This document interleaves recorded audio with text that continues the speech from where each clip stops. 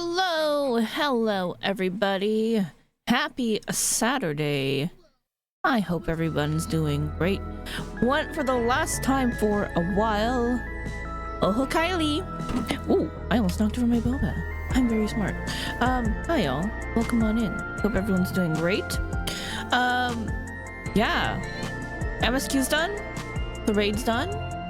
Momo is here. I think we need now to do the last bit of wrap-up for Dawntrail before we say goodbye to 14 for a while outside of raiding night.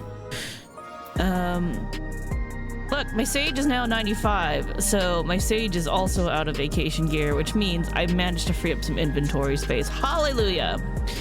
So my sage is just big chillin' in Solution 9 now. But that's not what we're here for. We're here to go do dungeons. We need to do, and whatever side story this stuff is. These are level 100s. We'll do them on White Mage. I bought the new gear from Arcadian for my White Mage, so that's what this body piece looks like. This is actually, I really like this. It's pretty cool looking. It's very stylish. I'm into it. Yes, Momo. Yes, you're very adorable. I just kind of want to get going though, because I have a friend who's starting 14 later today, and they're gonna do their character creation. They're gonna stream it privately just to our SC on Discord. So I kind of want to go catch that. So yeah, let's do our thing. We're just gonna wrap up, see what the end of Dawntrail has for us. Then if we can, I think we might use one of our reading cards. So for those who don't watch anything but 14 here, trying to figure out, want to be a little more centered. I see what the issue is. I saw what the issue was. Green screen was not in the right spot. There we go. Okay, so for those who don't commonly join outside of 14, maybe like a month or two ago, I created rating cards for games so that we could, as a community, just talk about how we feel about games after we finish them, give them a little rating, and that way, like, anybody who wasn't there for the journey can go back and look at it later and like, try to figure out, like, is this game something for me? So maybe we do that with Dawntrail too, and then that'll help us sort out how we feel about it, because it was a several multi-week long journey. Yes, Momo, you're very, very cute. It's been like 3 weeks now. We're still on like nothing but Dawntrail here, so been a bit. All right. Anyway, but before we can do all that, we gotta do all this stuff, these quests. Since I happen to be in Solution 9, that's just where we're starting. The other place we could have started was, well, places. There's at least one in Tuliolal, and then we have a couple quests that popped up in Living Memory as well. So, but we're gonna do these first. And I'm full expecting there to be at least 2 dungeons, because that's usually how it is. Well, maybe at least one, probably 2. All right, eccentric researcher. Trial by Spire. The eccentric researcher has an eccentric proposition. Oh shit. Sorry, you guys probably heard somebody else who was on in the background because I forgot to switch the mic back over to not the... I didn't mute the thing I had on in the background. I had my headphones on. So there's somebody coming out of one of the speakers. My bad. I was watching somebody stream while I was putting my makeup on, and then I put my headset on, and then I forgot that I had a stream on in the background. So, sorry about that. My browser stuff comes out of my speakers, and the game and everything else that I need while I'm streaming comes out of the headphones, so I didn't hear it. Whoops! Anyway, cat cam. That's fixed now. Now we got all the filters on too, so we'll be safe. And won't be picking up any outside noises. All right, anyway. Yeah, so let us now do this. Eccentric researcher. I lost my train of thought. We were clearly up super late last night. I still had to like go get more gongcha and do groceries and like other like actual people things this morning, so I'm a little tired. All right, anyway, pardon me, but you wouldn't happen to be Kirameki, would you? The very same Kirameki who saved Solution 9? Yeah, that me. Who you? Why's your outfit kind of cute? What do you got going there? Can't I zoom in? There we go. Yeah, her outfit be... Look at her. I don't know what this is, but I like that. I like a good, like, little capelet thing. I knew it. You, my heroic friend, are in luck, for I'm granting you permission to test your might against my indomitable dummies. Usually they're reserved for military research, but I'm willing to make an exception for one of your talents. Excuse me? Nothing to say? Ah, of course, you've been struck dumb by my overwhelming generosity. Not to worry, for I will ease you in with a thorough explanation. Once you've returned to your senses, come meet me in the outskirts. Are you just letting me... Is this just to unlock level hundo test dummies or raid test dummies? Is it raid test dummies? Is this for... Is that Stone Sky Sea, basically? Is that what's happening over there? Wait, where's this? What is this? What am I doing? No, not here? No, it's in... Okay, it's through here, through the alley. Oh, it's in the base. Alright.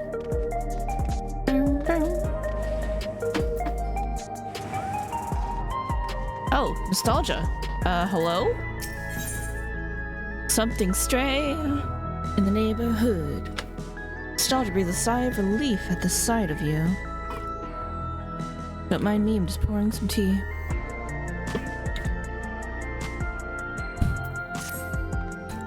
Kirameki, I've been looking all over for you. Apologies for the lack of pleasantries, but there's precious little time to spare. A curious anomaly has wormed its way into living memory, and we fear it could pose a terrible threat if left alone. Please, you must help us. Is this what the fuck the Tower of Mu was? Because I was looking at that and was like, the shit is this? Why is it its own thing?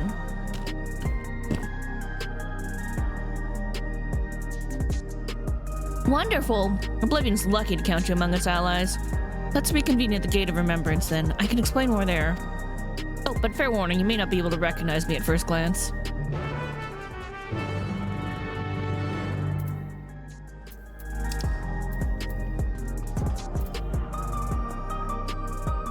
How does she get in here? I thought we, like, closed up this gate to get into living memory.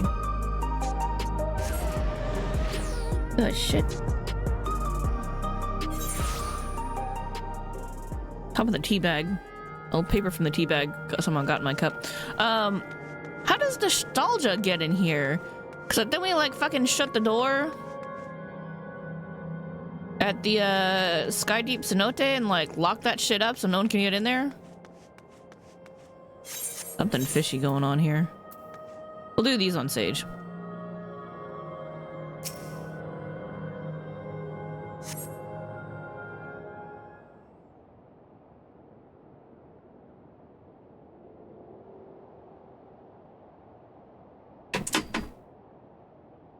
That's the sound of clattering from the window being open.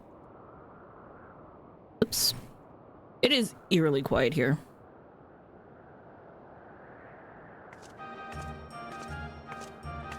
Did she hack one of the bots? Aha, there you are. Oh, wait. Nope, this is fine. We don't need robot voice for this. There you are, Kirameki. What? It's me, Nostalgia. Surprised? Yes. Did you hack the bot? Did you hack the guards? With Zerel Jaw gone, Oblivion's been allocating its resources to investigation of living memory. How? Utilizing Kasan's technology, we developed remote-controlled sentries operable from the back room. So our surveys are both safe and efficient. Oh, interesting. To think that all this once lay at Everkeep Summit. Can't help but wonder if a shade of my father resided in this grand city of the endless. I mean, probably. I would imagine so. Forgive me, I did say I'd explain the circumstances behind all this. During an earlier survey of the area, I encountered one of the endless. He claimed to be one of the city's caretakers and offered me a guided tour. I accepted, thinking I could conduct my observations at the same time, but that's when we discovered an anomaly. A rift in the very fabric of the living memory. That's probably not good. I'm sure you'd rather see it for yourself to believe it, though. Let's make for the Esperance wheels first. Constancy, the endless who guided me, that is, should still be on duty there. Is that the one that we met? Is that the guide we met? I feel like it might be. I want to go do the stuff on my sage first. Come back for that. I'll be right with you.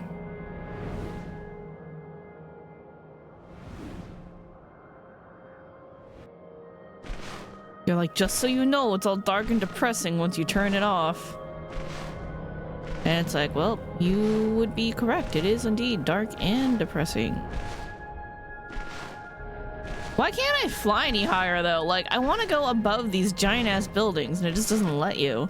This is the most colorful area, though, because this has, like, a lot of plants, and the plants are real. Amiable Elder, hello. Lindblom, we hardly knew ye. The amiable elder seemed starved for company. I was beginning to think I was the only one left. Perhaps you'd like to join me for a moment or two. This place was once something of an unending dream, but by all appearances, the reverie is finally over. And, well, to put it simply, I've been desperate to talk with someone. If you feel like stretching your legs, why don't you come and find me by the bridge here in the Blooms of Discovery? Why are you so desperate to talk to somebody? Like, everyone else was just like, yeah, I got no unfinished business. I'm out of yours. Bye. And yet she just stuck around. What's your deal? What's going on with you? I'm glad you came. I'll get straight to it. How familiar are you with the nation of Lindblom? Not very at all, actually. I know they were once at war with Alexandria. They are famed for manufacturing fearsome weapons, are they not? What now? They were at war and they made weapons, but let's just go with they were at war. They made the Storm Surge. Precisely. Alexandria fought with its neighbor, Lindblom, during the Storm Surge, and it was the latter who produced the dreadful weapon that wrought disaster. To focus on this period of conflict reveals a nation loathed by the people of Alexandria. Yet for much of the nation's shared history, Lindblom was simply a neighbor, albeit one with rather different customs. This talking has put me in the mood for another wander. Come and find me when you're ready to hear the rest of my ramblings. It's very important for you to share the history of Lindblom, apparently. What do we got going on down here? Whole lot of nothing. Alright then. Ew. But like, what if I go up to the top? Can I even go to the top? Why are there no sightseeing logs anywhere on these? I would expect one to at least be on like one of these things. But no, we got a whole lot of nothing.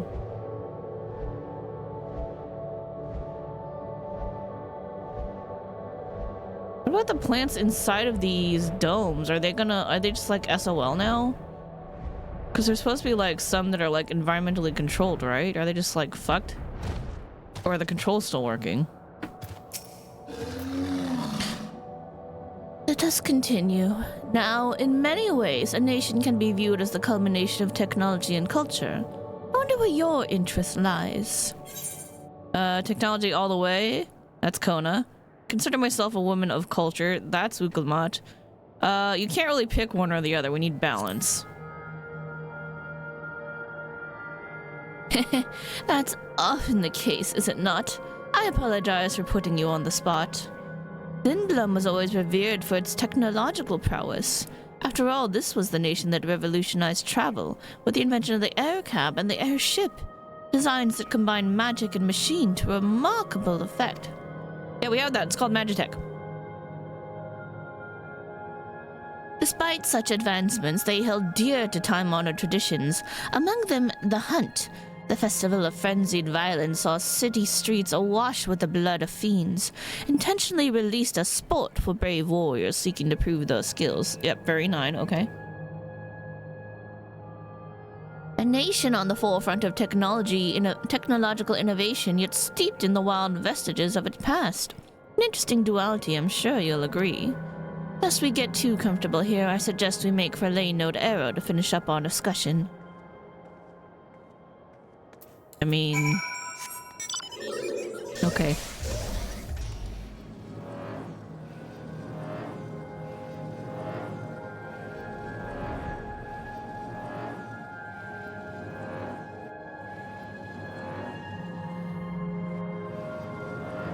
Hello?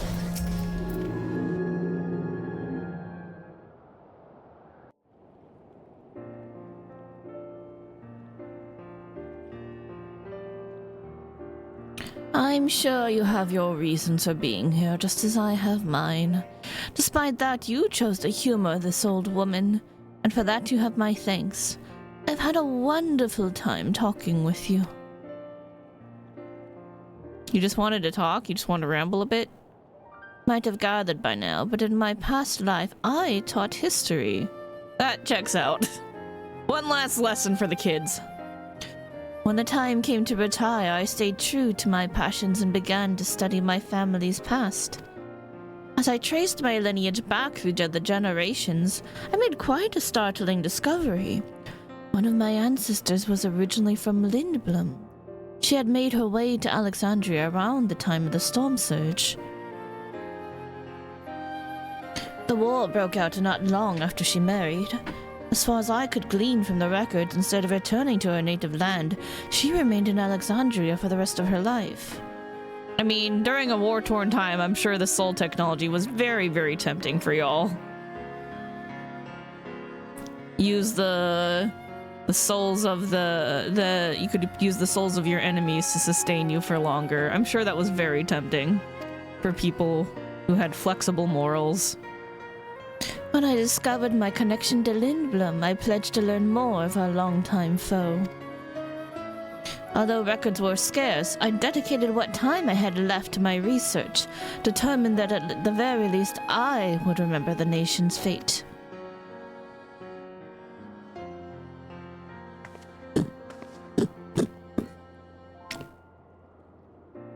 This is tasty. Oh, creme brulee strawberry. I'm like, why does it taste so good? If it's not too much to ask, I'd love to hear your thoughts about everything I've told you. Such a fascinating account. Gods, what I'd give to take part in one of those Lindblom hunts. Another grave reminder of the tragedy of war. We're violent people. We're a violent warrior of light. Yeah, I wanna participate in one of the hunts. That sounds fun.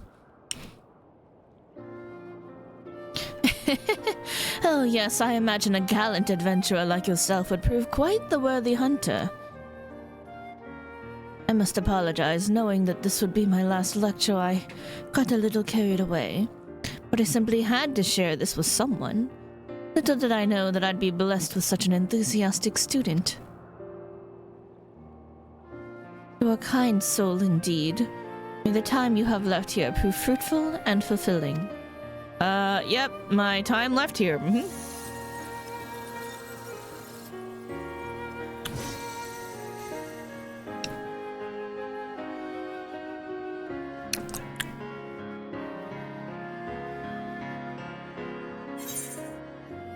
Ooh, I'm definitely more of a soot black person, but I have had occasion to use Snow White.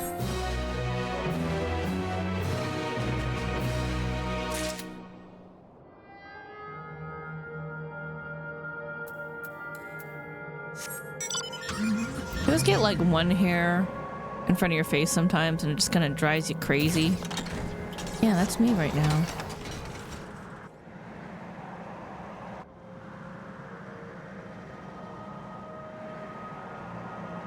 Hello? Hello? Any lingering people? Ah, here we go, a budding botanist. Hello, how are you? Oh, it's a kid.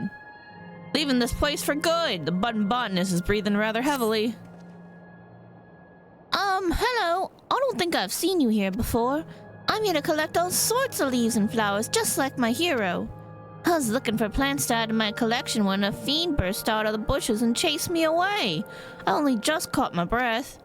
I know it's a lot to ask, but would you mind helping me out? Sure. I'm looking for Nephleta fronds. God, I hate this. Ironarius leaves and some banana leaves. I know bananas. That's an easy one. You should be able to find everything nearby. I need Nephleta fronds, something leaves, and banana leaves for my collection. You shouldn't have to roam so far.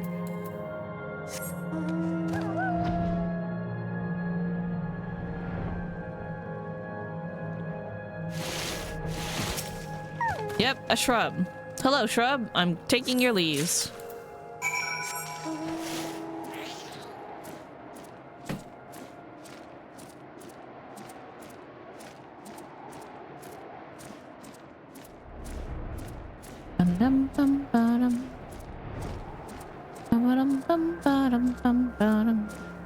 Don't know why that song's stuck in my head, but here we are. Oh, these are like fucking electric trees. What the shit?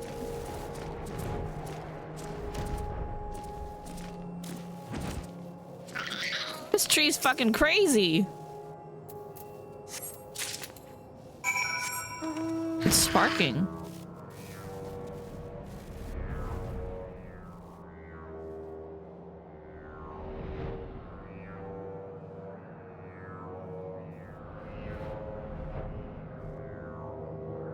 Sightseeing log up here either? Where's the fun in that? Oh, the nanners! Dude, nano leaves are fucking huge.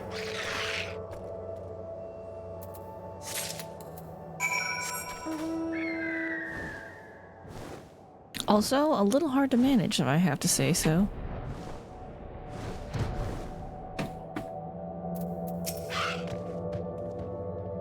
You're back! Did you find everything? I did. Here's your nano leaves, faintly fragrant, of the versatile, ever-popular fruit. Nephleta fronds sprouting in the cloud-like tufts. Nephleta fronds were once used to brew a warming tea. And some kind of leaf, edible but remarkably bitter. These yellow-tinged leaves are an acquired taste. Here you go. Enjoy.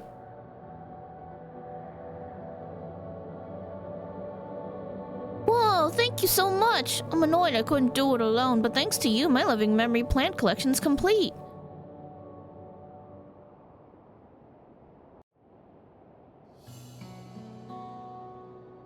Have you heard of the Nephleta?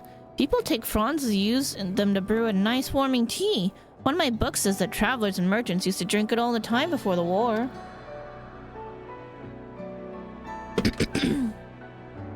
Apparently the second type of leaf I asked you to get, the Ironaris, is really, really bitter. Heard they used it a lot in old Alexandrian dishes. People must have had different tastes back then. And then there's banana leaves. In Tehran, they use the leaves to wrap different kinds of fillings before cooking them. Never tried it personally, but that's what my hero told me. Who's your hero? Suppose I should tell you a little about her. She had the loveliest long ears and used to talk with me all the time in Heritage Found. I remember she once laughed at me for calling her Miss. She said she wasn't as young as I thought. It was Kasan. She knew so much about plants and animals, and she'd tell me all kinds of amazing stories about her travels.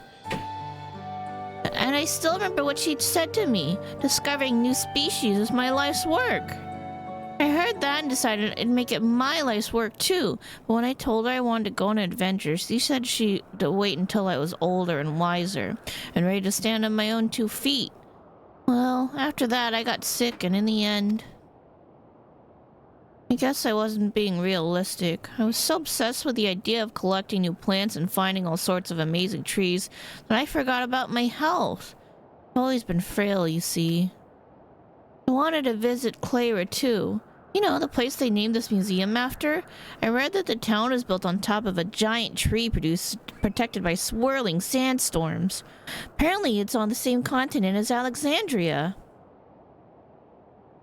I feel like we went there in 9.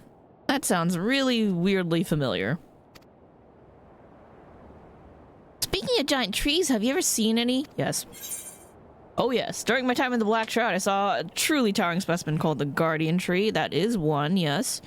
The Raktika Greatwood is filled with the biggest trees you could imagine, also true. On Alo Alo, there are mighty trees bristling with ancient statues. Oh, That one's fucking huge. Let's go with that one. Hello, hello.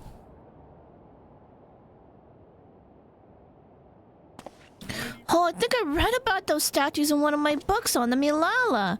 If you've seen a place like that, you must have traveled the whole wide world. Yep. That's me. I'd given up on my idea of going on a big adventure, but after hearing your stories, I can't bear the thought of not living out my dream. Just you wait. One day I'll see the world and all it has to offer. Just look. If you let yourself be reincarnated, you could be in a much better body and a much better position to go do that. Certainly more than living out your days here trapped in a memory. Go be reborn and live your best life. After all, there's so much more up there that my books could ever tell me.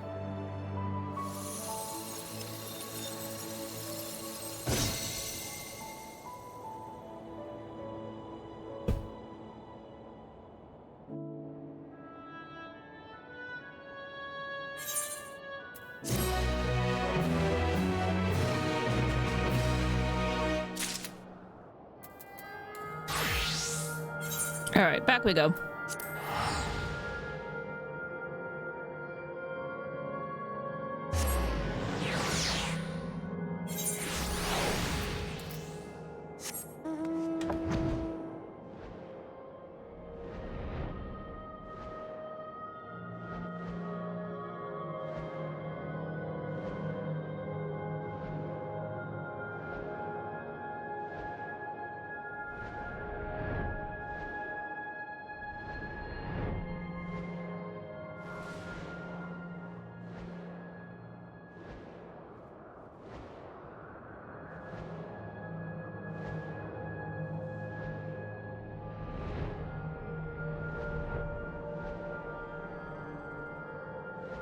Where is this? Oh, we're by the wheels. Okay, got it. That is indeed a rift. Constancy here knows everything there is to know about Yesterland, including the new anomaly, I'd wager. Yeah, that is a rift.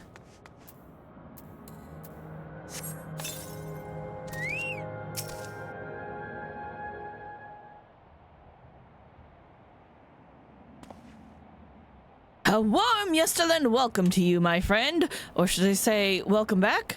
I had not expected you to return as our anomaly-slaying volunteer.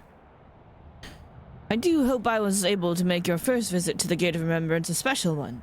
Your associate here informed me of what occurred afterwards, namely Her Majesty's regrettable demise.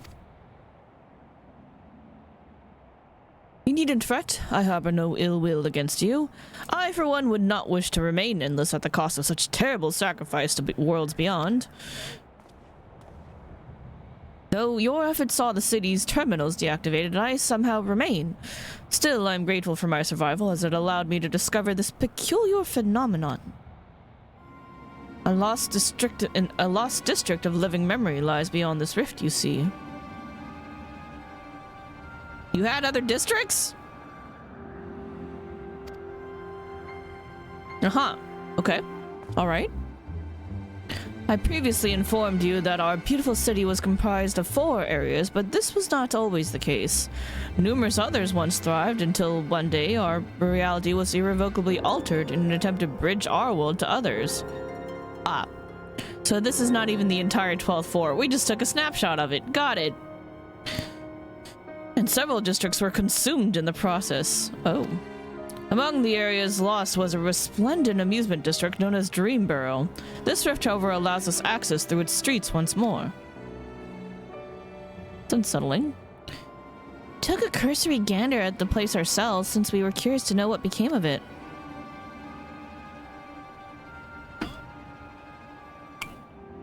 But there's nothing amusing about it. Quite the opposite, actually. We were promptly chased out by a horde of angry ghosts. Oh shit. Nope. Crap. I didn't mean to skip that. Hold up. I misclicked. After decades disconnected from living memory's aether supply, we must assume that the endless who resided there are no more. Right. Okay.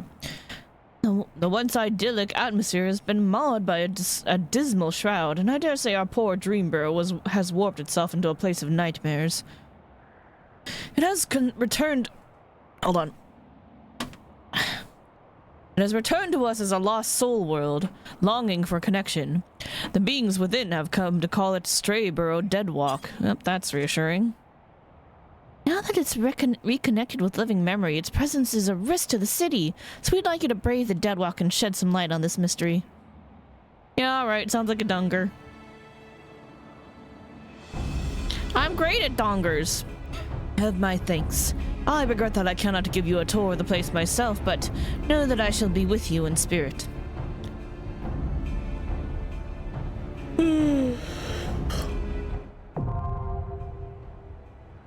This sounds like a job for healers. And there are two friends, whoever they shall be. Though I know not why, the Dream Barrow has returned to us as the Stray Burrow Deadwalk. A gaggle of ghostly fiends and other horrors likely await within. Have care in there, and may your investigation yield the truth of the Deadwalk's transformation. The ghosts in the Deadwalk gave Constancy and I quite a fright, but there was something almost comical about them. Perhaps they're warped versions of Dream Burrow's old attractions? Or could they be... Is this a Pictomancer's dream? Nightmare? Something or other? Hold on. Can I? Nope. Alright, that's MSQ only. We just gotta queue for it the old-fashioned way. Clear. Do that one. Great. Thanks. Lovely.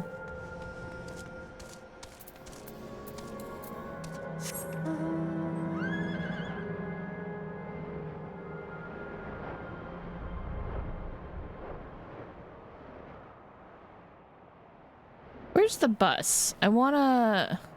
Where's the Airbus? I know it stopped moving, but I still want to stand on it.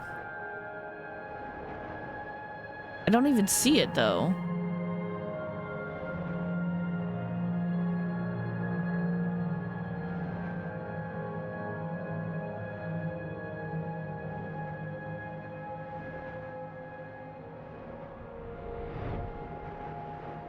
Oh, there it is.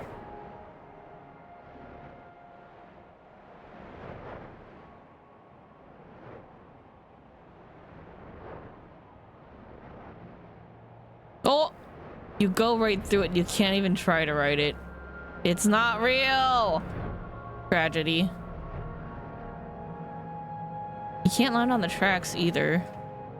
So when I tried to land on the tracks, it was just probably just wall, because there's no walkable surface. I see.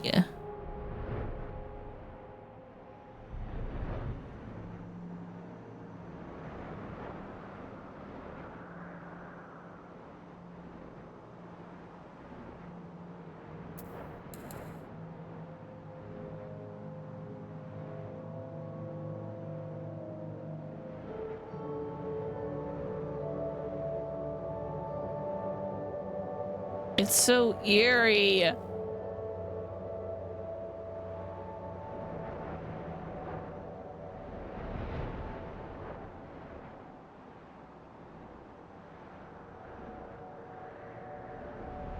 It's a little sad you'll never get to fly around the entire place while it's operational. Because you can't get flying without shutting everything down.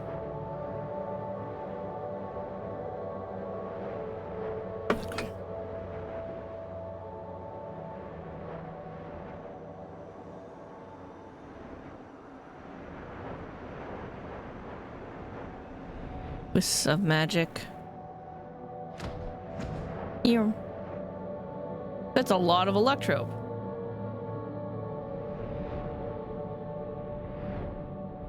Why don't they just like... Do they need all this raw electrope down here? I assume it's electrope because it looks like electrope. Unless it's not.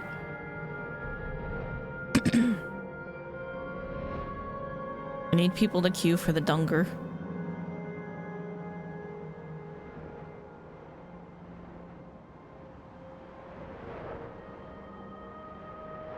It's a little weird. I have not seen sightseeing points.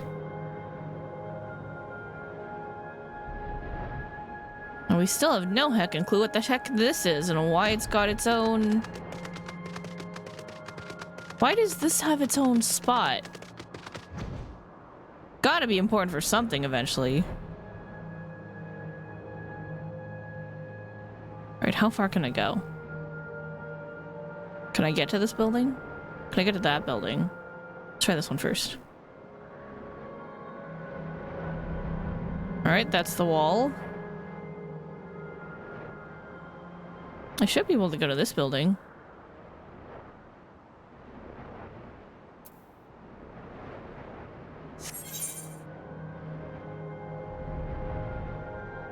At least part of it. Part of this building is accessible.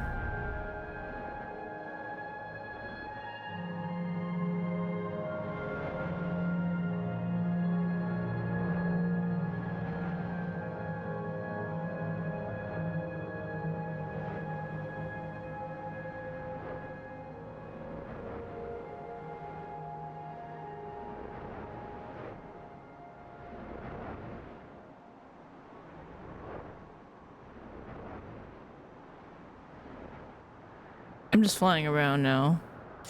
Whoa! All right, there we go. I was like, let me just check out the sites. What little is left of them. Yeah, it kind of bothers me. It doesn't let you go up to the top, but I guess they just didn't want to work on that high.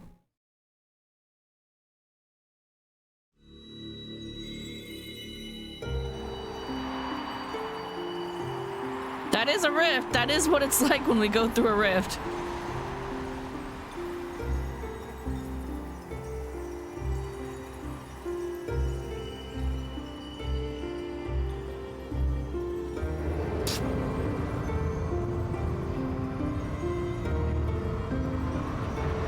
Cream.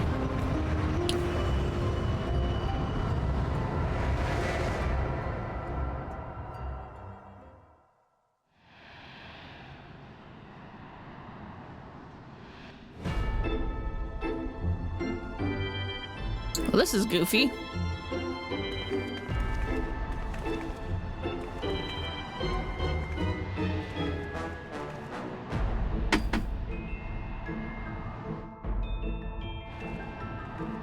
Hello?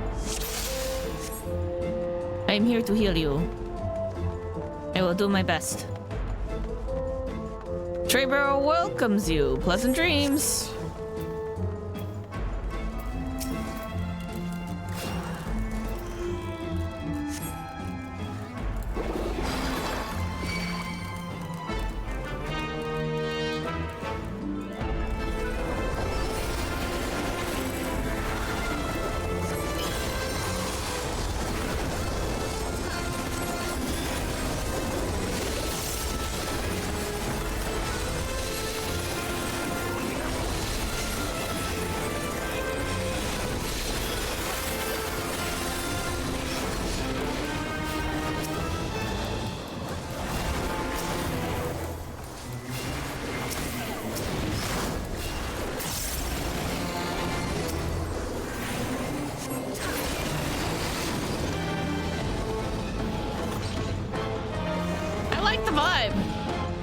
Haunted Mansion-esque.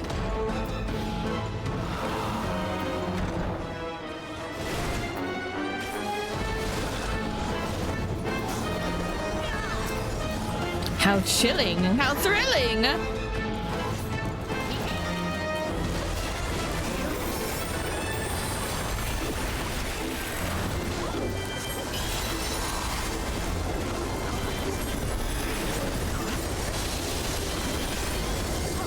He'll never go home again.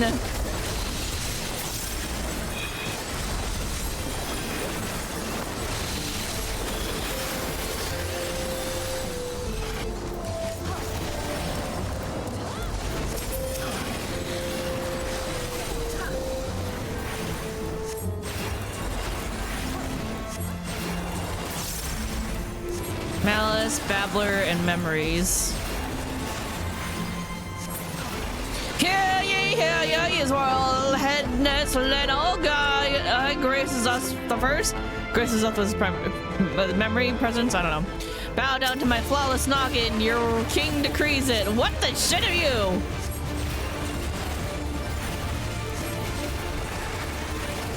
Is that a dog or a cat? Ah! Rude is what it is.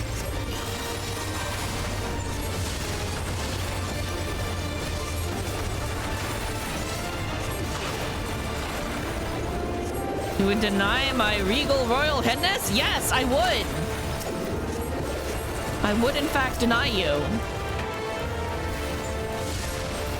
It's our duty to seize the Nogginless.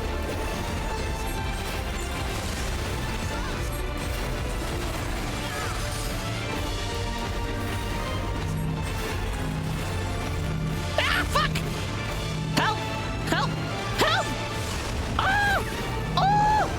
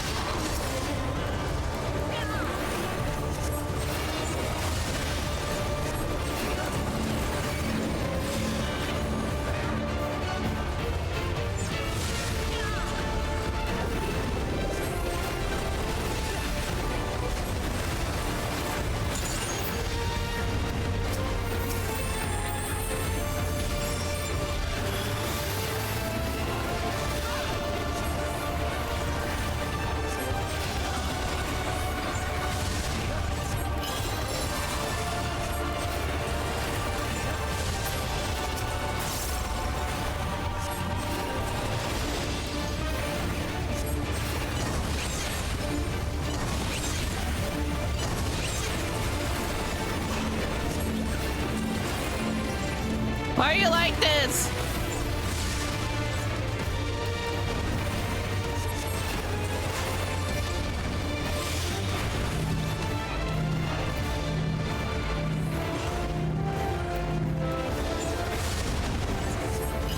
Fuck!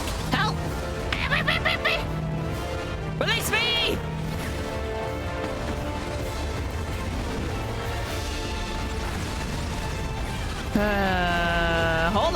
Hold on, I got y'all.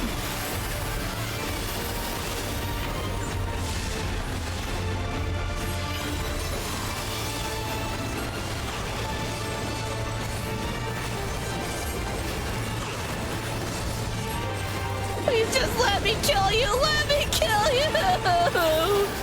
Why? Why would I do that? That sounds ridiculous.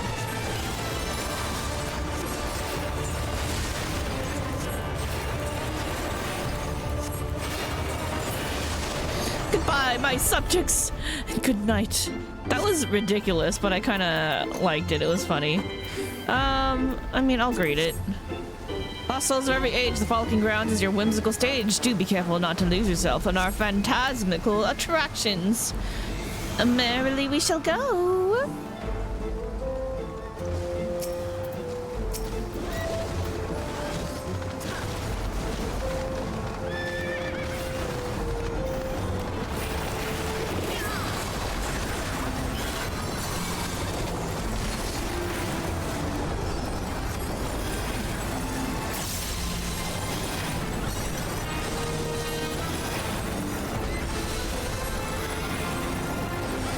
It's like fucking like Nightmare Before Christmas Disneyland. This is great.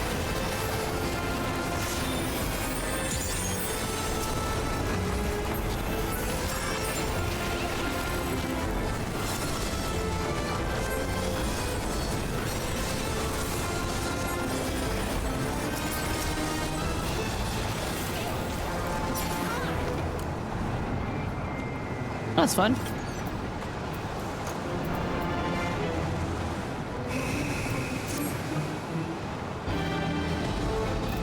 Lions and tigers and elephants, oh my! Lions and tigers and elephants, oh my! Oh, how the sky wheel rises, but I wish to see it fall. Ow! Rude. Oh my god!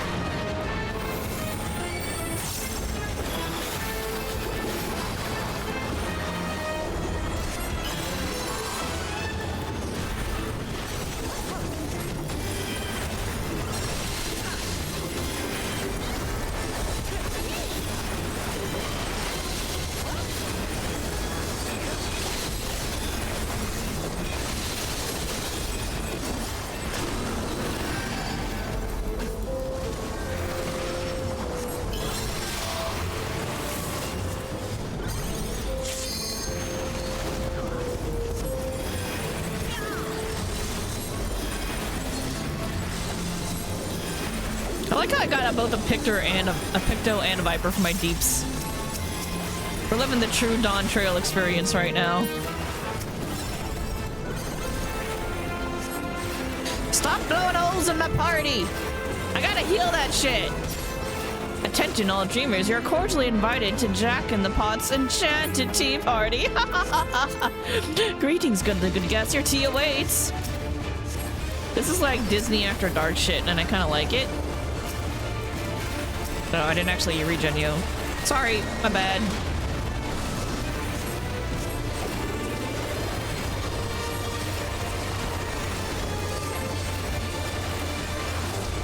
Just in case.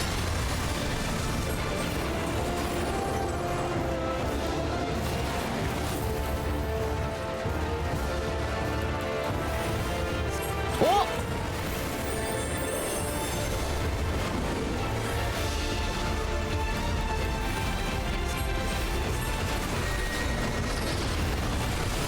Alright, so one of these is bad. Those two are bad.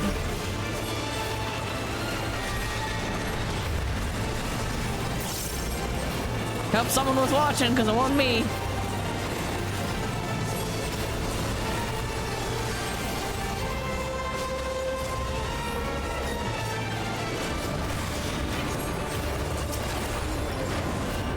Look, I'm just following the party. I'm a Pikmin in this case. More? Why more? Why would you do this? That's some cursed ass tea. Aw, hackers, dudes.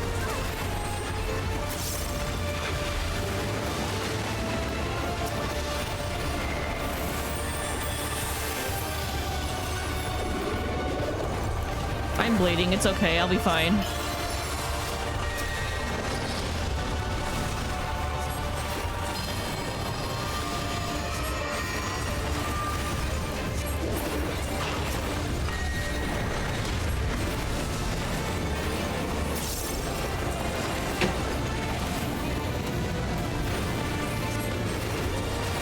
I have no idea where it is. I'm just gonna be a Pikmin.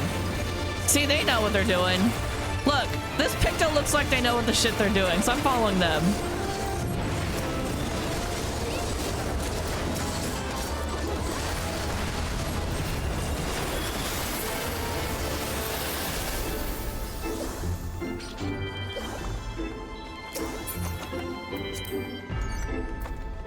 Do I need this? 690. Ooh, balloons? Yo? 690 ring? Oh yeah, I do need that. I do be needing that.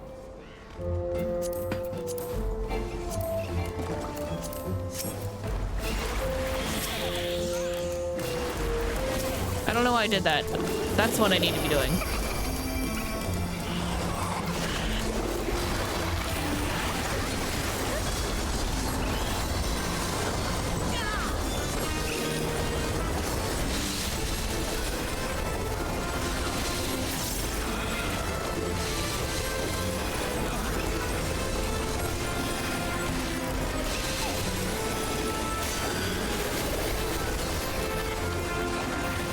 Look, I believe in the power of my holy, and I trust in it. So I stand in shit sometimes. Can't believe they brought the damn dolls back. You are a formidable slayer of ghosts, but have you the strength to beat their master?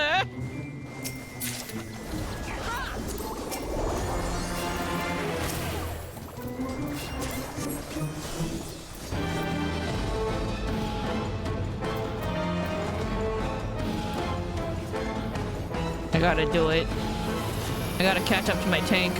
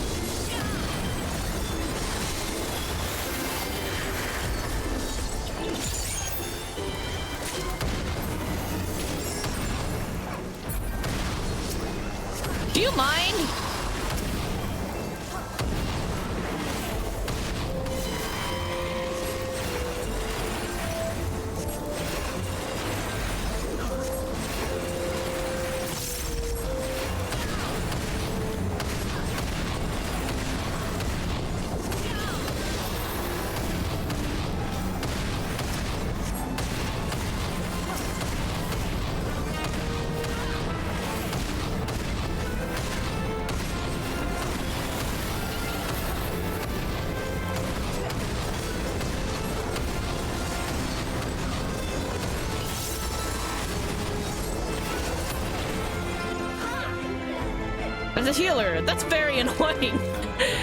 Behind this hall lies Cholmere, Lord of Nightmares.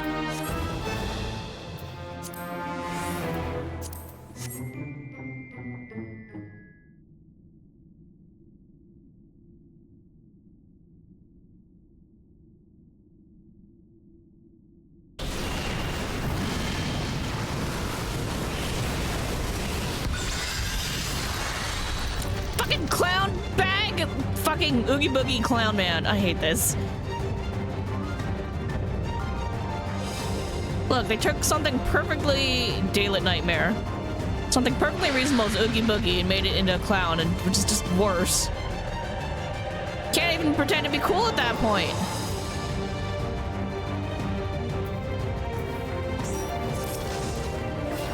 Yesterday is gone, yet tomorrow never comes, so sleep, child, and drown in the nightmares everlasting.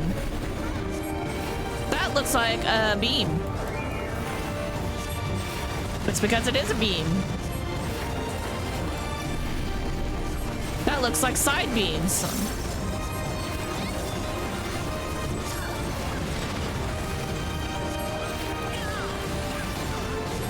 Buy me as you wish, will not wake you from this misery. Whoa!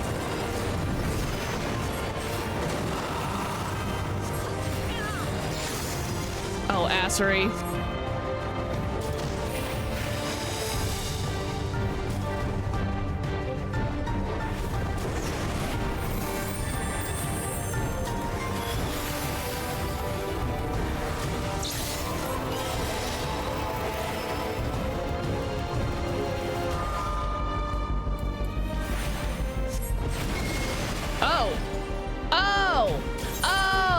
Understand.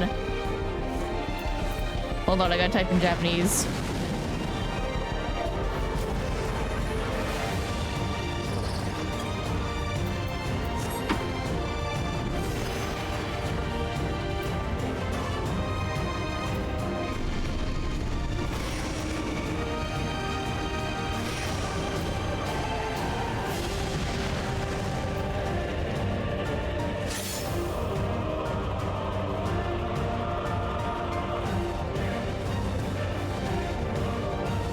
So what do you use though? Okay, so these turn you into a ghost.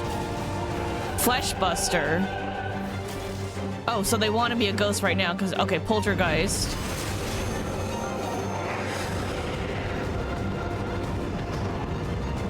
I'm watching what they're doing so I can learn.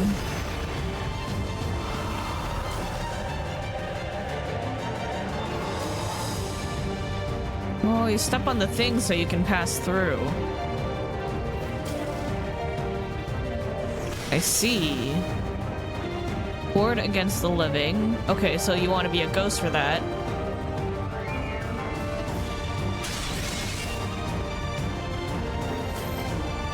Ghost Crusher, so you want to be flesh?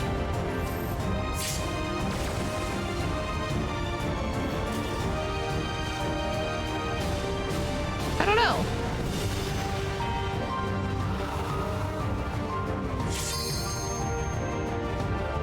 Okay, if you turn into a ghost, you can pass through the walls, and that's how you survive that. I understand that now.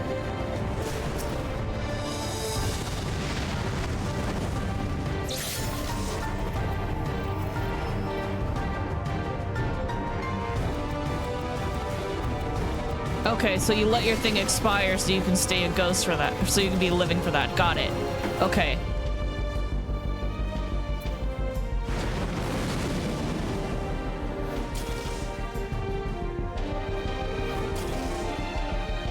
I'm sorry, Picto, I let you down by being dead.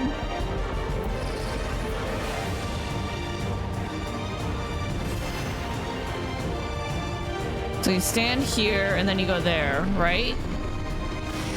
Oh, and then you gotta, okay. But you gotta watch out for that. Oh, that guy's fucked. Oh, that poor Viper. Fleshbuster, so you go, okay. Okay. I see.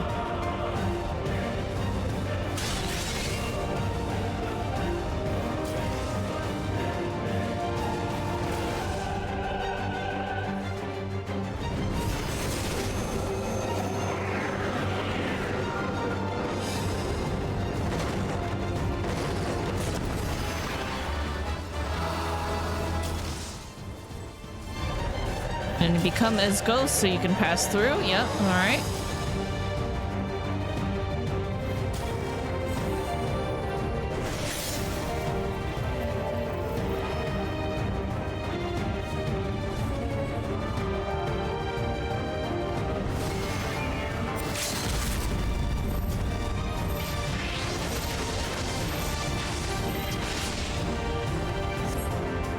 Got carried. Look, I understand it now. I didn't know that there was a thing between difference between the flesh and the ghost.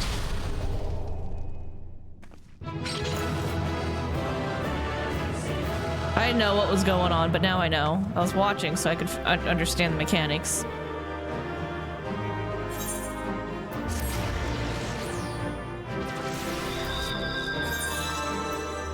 Let me give you a cookie. And then we pass on that, and then greed on this because I feel bad needing on it. No, they greeted too, it's fine. I still got a pity cookie. You gonna make me fly all the way back? I was expecting it to like poof me next to it, that's why I was walking around.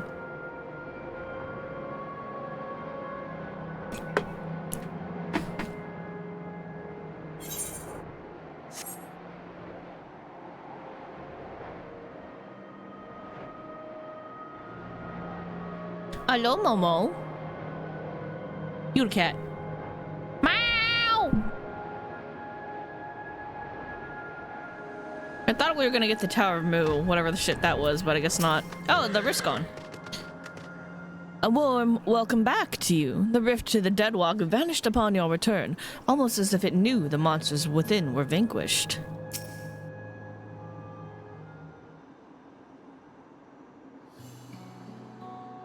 You're back! Was the Deadwalk as haunted as we expected? A little bit, yeah. Let me get this straight. You met a disturbed mascot, attended a twisted tea party, were assaulted by a skywheel and a merry-go-round, and then fought for your life in a haunted house? Yeah, pretty much. It was a amusement, an un-amusement park, if you will. The Endless House, to be precise, and with that, my suspicions are confirmed.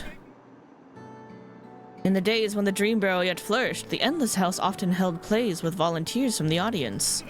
These volunteers would be cast as the story's heroes and tasked with rescuing a captive princess from Chomare, Lord of Nightmares. That sounds awfully similar to Killer Meki's experience. Precisely. Thus I believe the Deadwalk's monstrosity's residents were given life by the lingering memories of the Endless who once called it home. As its name once implied, the district was built for those Endless who love to dream. The theme park itself likely gained a mind of its own. Over the years, perhaps it too harbored the hope that a hero would grant its former citizens' final, desperate wish for freedom and for home. So as I understand it, when Queen Sphene and Zoral Ja first attempted interdimensional fusion, a few areas within living memory suddenly vanished into the rift, including Dreamburrow. And as the endless souls within began to fade, their memories and desires fused with the very essence of their home, to turn the Deadwalk into what it is now? Considering the timing, we have to assume the district's reconnection is due to Her Majesty's last attempt at interdimensional fusion. But with Chomare gone, those lost souls should finally be able to rest in peace. I'm not entirely certain, but the rift did close up upon Kinameki's return. I can only hope your hypothesis is true and their role in that hollow performance is concluded.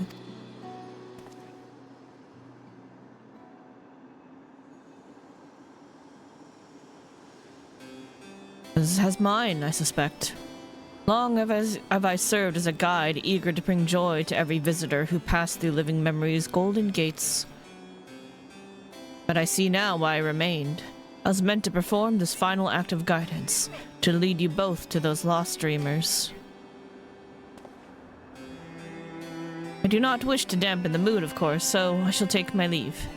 But I could not be prouder to serve my fellow citizens, and I could not be happier that you were my final guests.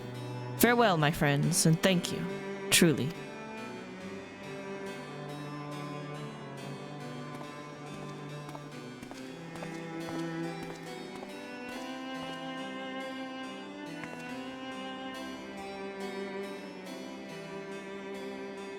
Rest in spaghetti, Constancy. I pity him, but I think it's best to let him go. Yeah, let him move on. We should return to Solution 9. Your good deeds still need to go rewarded, after all. I'll meet you back there, as my real self this time.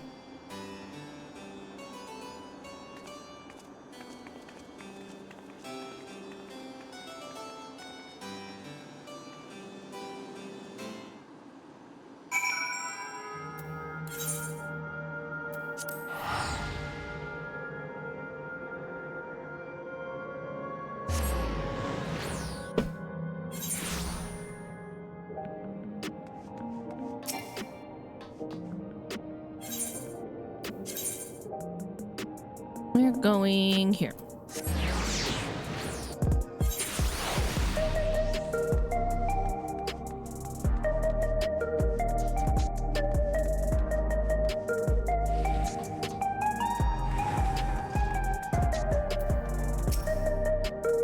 A job well done, Kitameki. With the Deadwalk anomaly taken care of, Oblivion can return to its regular surveys of living memory. We'll have to decide carefully how best to handle the former haven of the Endless, but I do know one thing for sure. It's our duty to uncover the mysteries of the heart of living memory, what it was made for and what horrors kept it running, so that we never repeat those mistakes. I'd like to think that's what the lost souls there would have wanted as well, and that's what'll drive me forward. Thank you again for your help, and safe travels out there.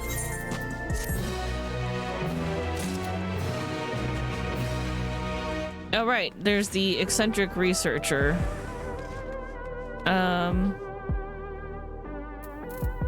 Where are you? Where am I meeting you? Oh, like outside. At the outskirts, okay. Before we do that... Okay, so we saw probably who... When we're by the raids...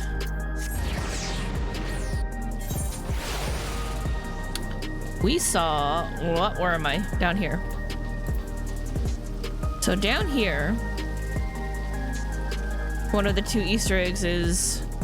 That's probably Yoshida's potato right here. Loving it up. Probably. But there's one more Easter egg for an NPC they put in here.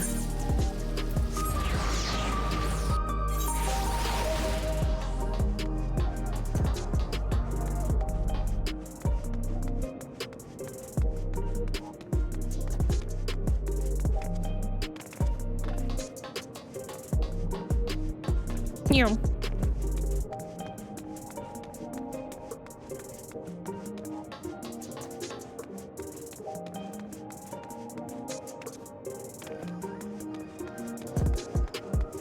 Look, if I could choose not to walk on the actual path, I will. There we go. What of you? This NPC who we passed by before is apparently Mighty from Dad of Light. Hold up.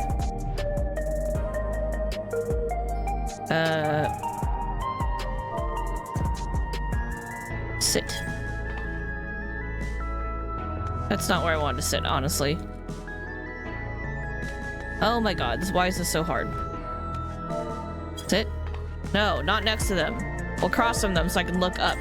There we go. On the floor. There. Now... Yeah, that's supposed to be Mighty from Dad of Light. I fucking stood up again. This is too fucking difficult. Anyway, Mighty. There you go. So that's the other Easter egg. Let's go to the outskirts now and complete our quests.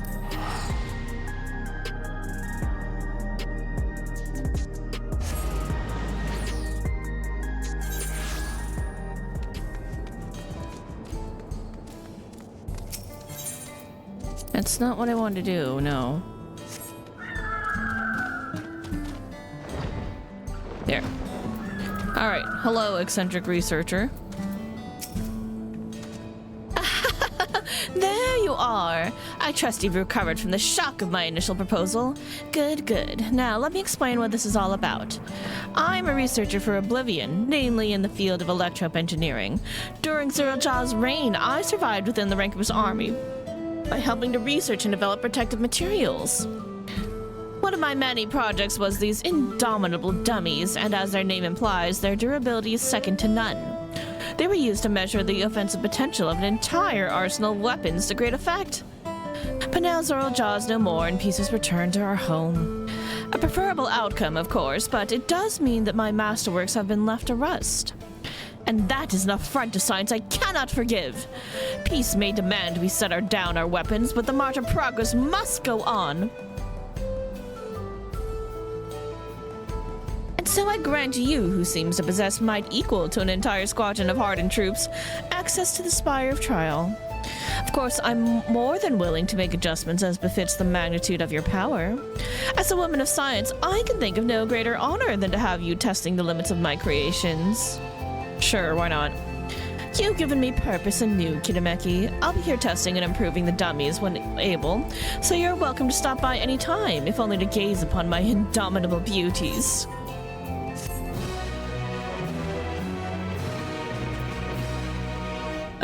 Yep, expansion of Stone Sky Sea. Exactly what I thought. Alright. Cool. So that's done. And there should be one more in Toriolan.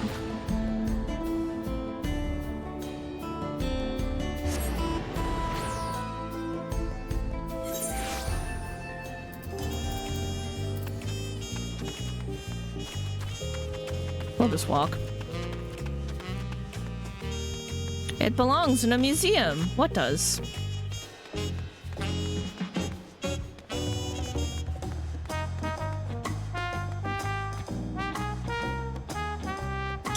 Zacihan?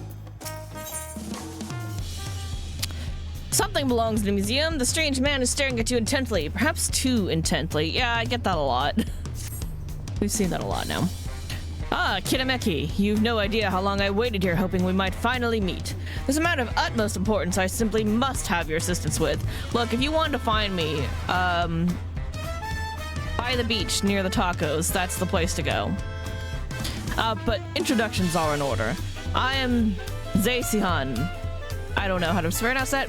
Professor of Archaeology at the Studium. Oh, what are you doing here? At the behest of the former head of Reason, I was invited to oversee various archaeological expeditions throughout Tural.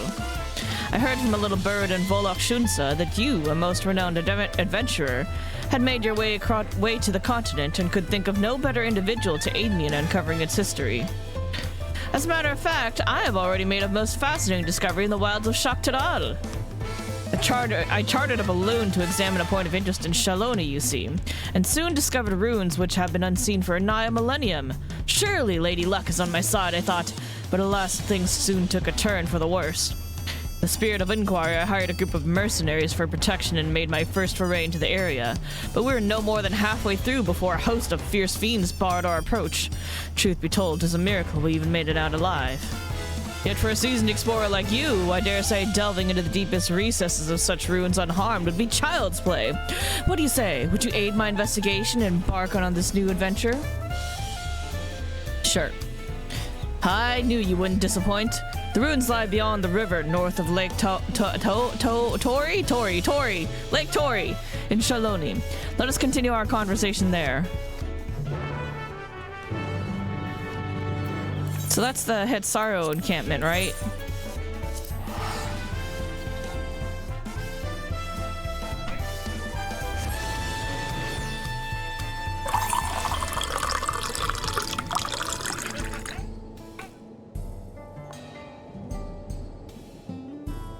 Delicious tea.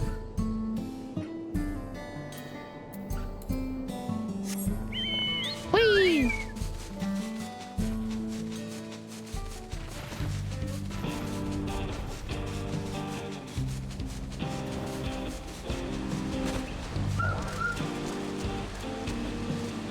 Up the river? Wonderful, you're here. History lost to the ages lies in the valley just upstream.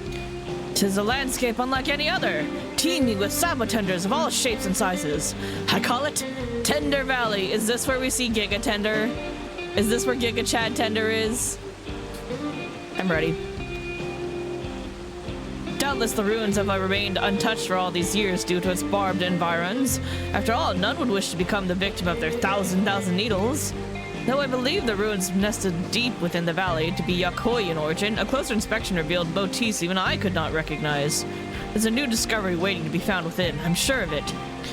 Alas, the defense mechanisms protecting it were far too much for the mercenaries I hired. You'd be wise not to underestimate them yourself.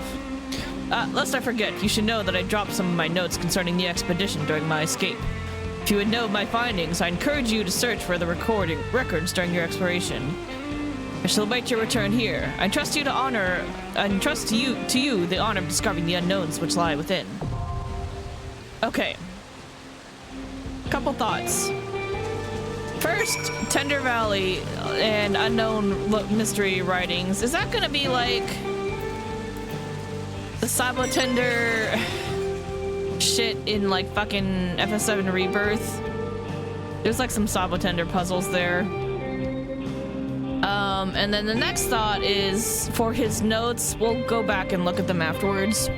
After we beat everything, we could just use return to go back to the entrance once everybody's left. Or we can go back in explore mode. Anyway, let's check out Tender Valley.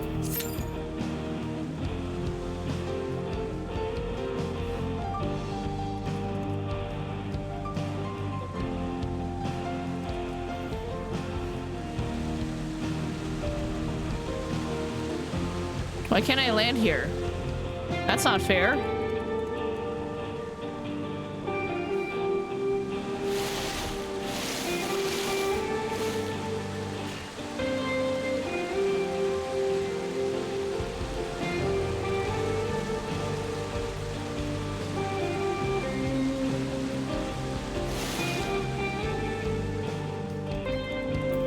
And now we wait.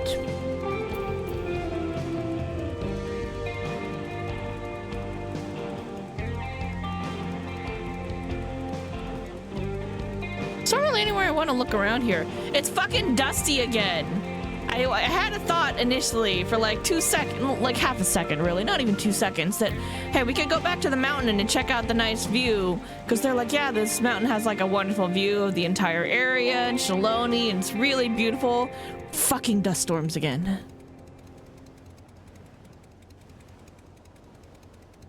What are you gonna do? Nothing you can do. Just suffer sometimes. Sometimes you'll just never be blessed with beautiful scenery. Because whenever you stream, the game's like, got you, dust storms. Just flipping you the bird in weather. What if Alpha wants to see this, okay? How could you deny Alpha the beautiful views? Oh, is it clearing up? Kinda. Fair skies. Fair's still kind of cloudy, though. I'm gonna regret this because we're gonna have to fly all the way back over here. But that's okay. I want to go check this out. I guess we don't even have to be up on the mountain now. We could just kind of check it out from up top here. Because the mountain's pretty high up, but we can also just get that high by flying.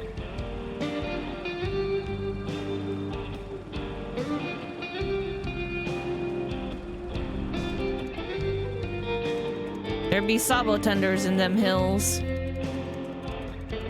It's still kind of dusty though. Like, it's fair, but like, that's still dusty. Foggy even.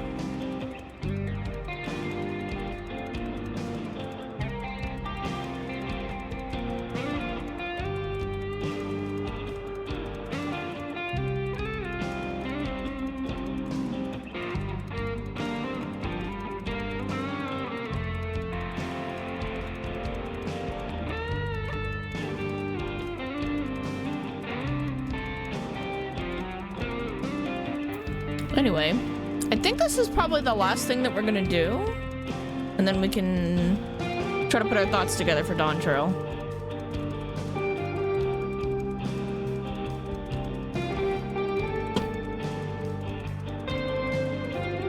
Maybe. I don't know. I don't know if I want to do it or not.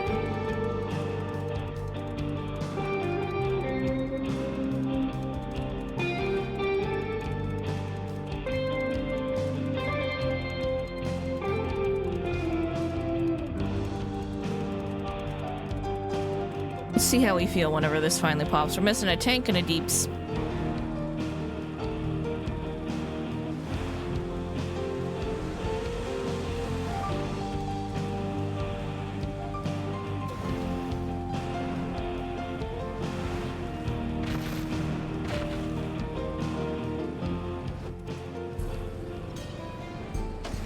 It still gets so little lore out of this area.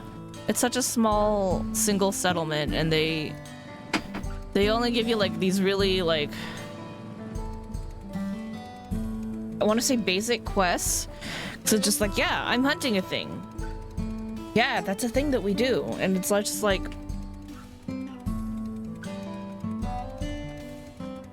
yes, they're nomadic and like one with nature, kind of.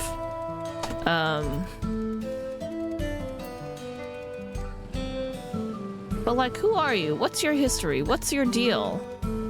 What made you decide to be nomads? How long do you stay? You just kind of follow the Ronik? I don't know. I just feel like they could have told us more. Like, we know if it just, we know so little.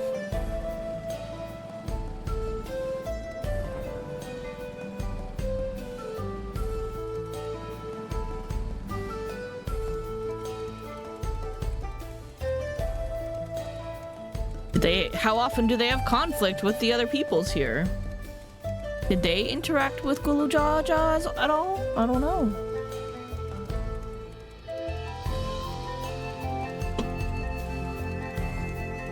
Can they tell us anything about Kona's parents?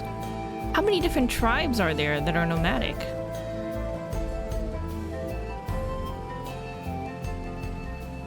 We just know so little. Nope, now we're just waiting on the tank. Here.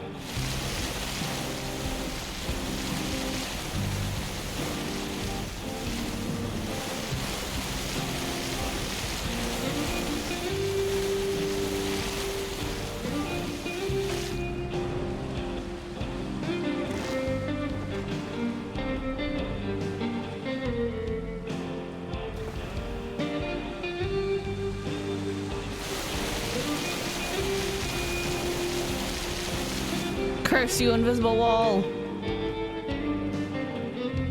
How far back can I see here? Okay, presumably we go up this river and then down through there, and then that's the Sabotender Valley. Presumably. Because he said it's upriver if you follow it, I think, is what he said. And then that little area is Shalonia. I guess the dome's not as big as I thought it was. Like, that's definitely a good chunk of the land, but like, this continent's huge.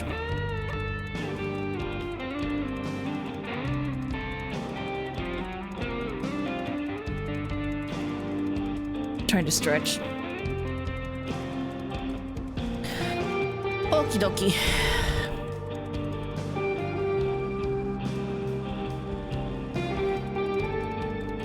Alright, let me see if I can find my files if we want to do if we end up doing the raiding.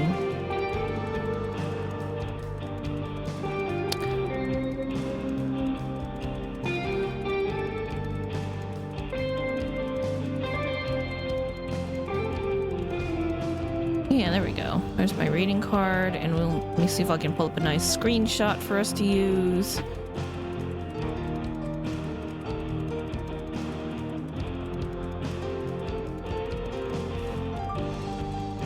What's a good one?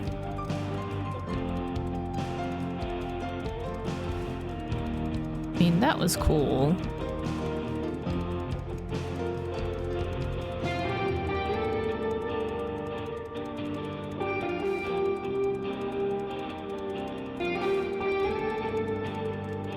Alright, those screenshots of us on Red Bull. What's this one?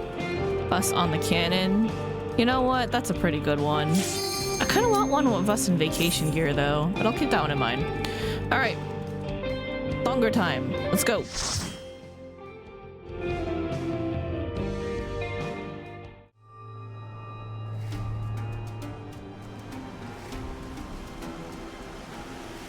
Yeehaw, partner.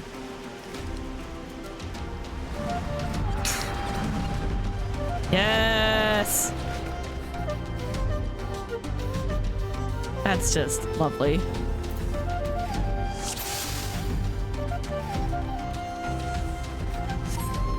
I'm not the only newbie. The monk's also new. Also,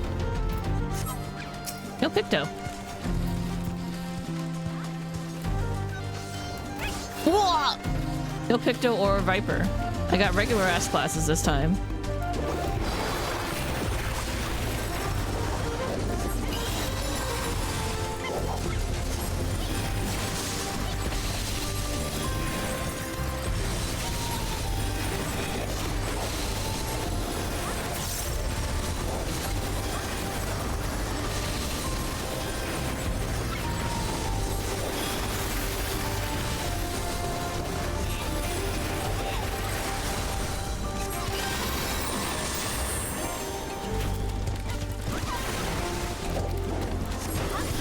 I'll keep you alive. Oh crap. Let's get out of that though.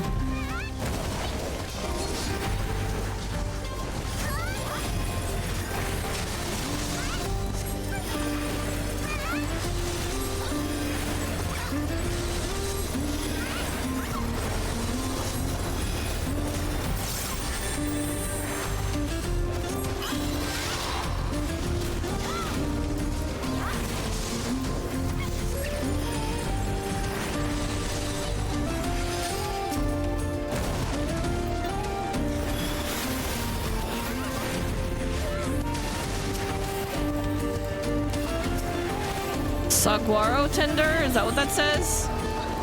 He's a big boy. We had tumble claws, Nepali tender, and barb moles, and then this big dude.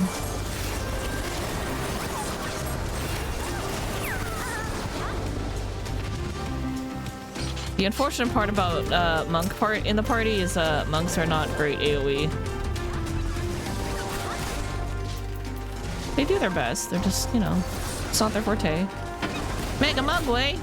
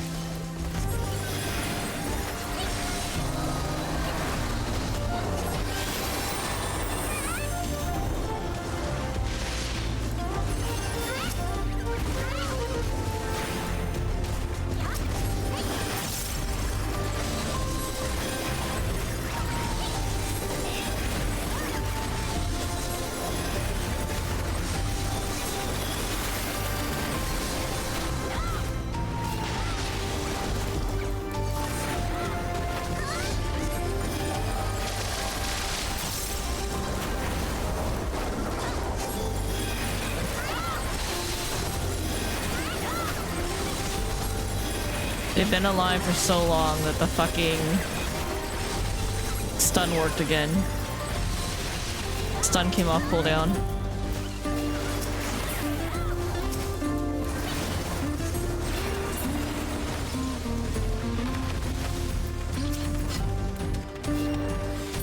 Oh, it's the big dude! Oh my god.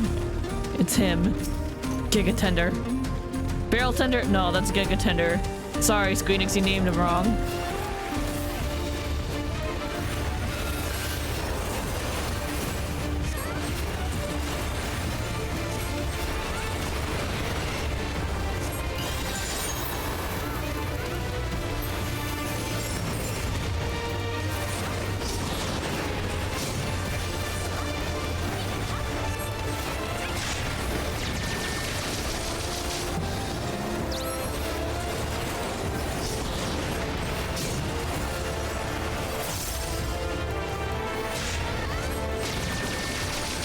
That's spicy.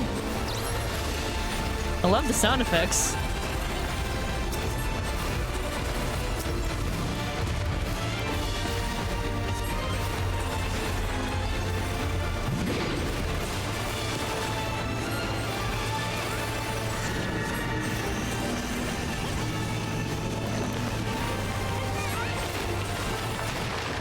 Oh, fuck.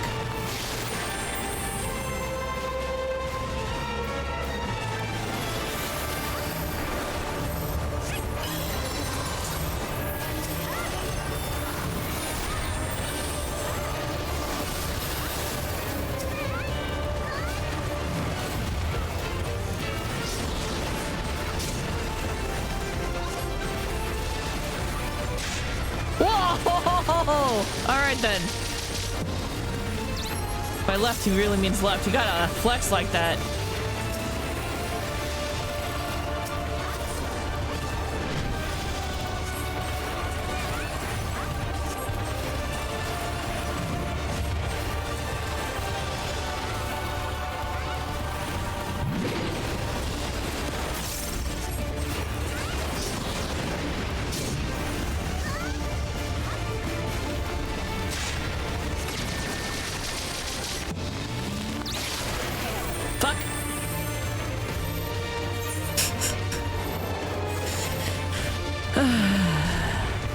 I don't know where the safe spot is when he does that.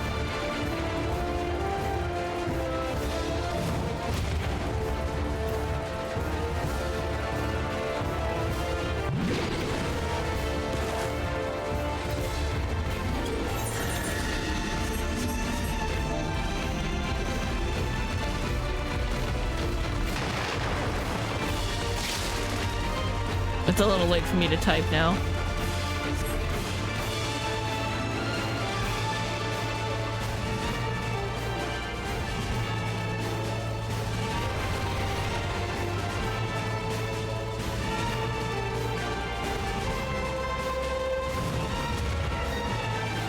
Alright, well maybe I can see how they do this. How do they resolve this?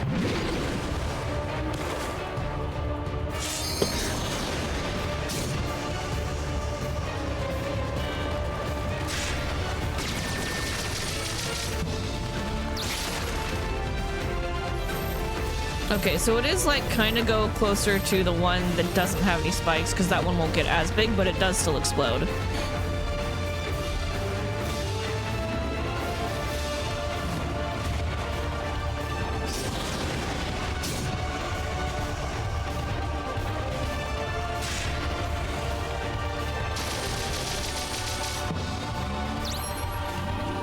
Square Enix, I think you really messed up on naming this guy. His name should 100% be Giga Tender. Everything he does is very Giga Chad.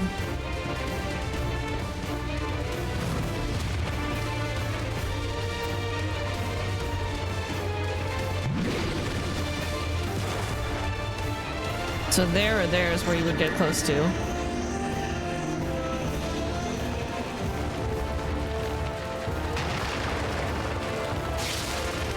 Oh, that's a... okay, I see.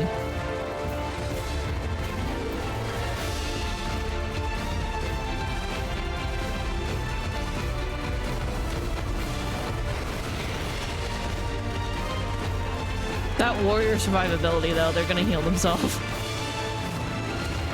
I cracked a pot.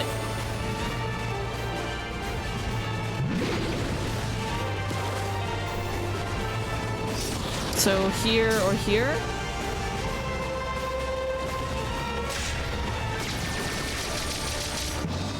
Oh, like way in the corner. Oh, there's a spot right there.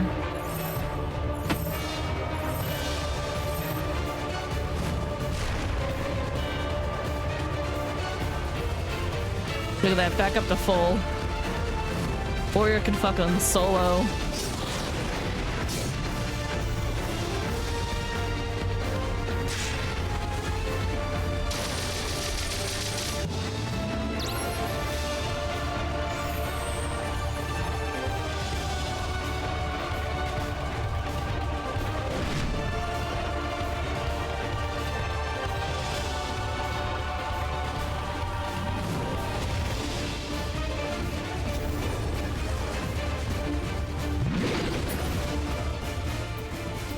That shit is wild.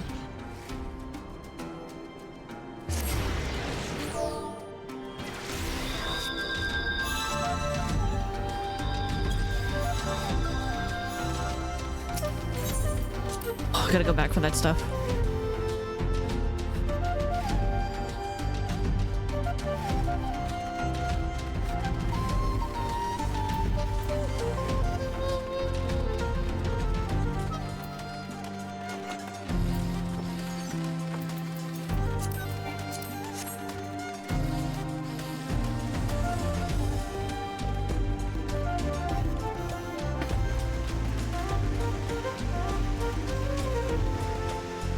Oh, ooh, whee!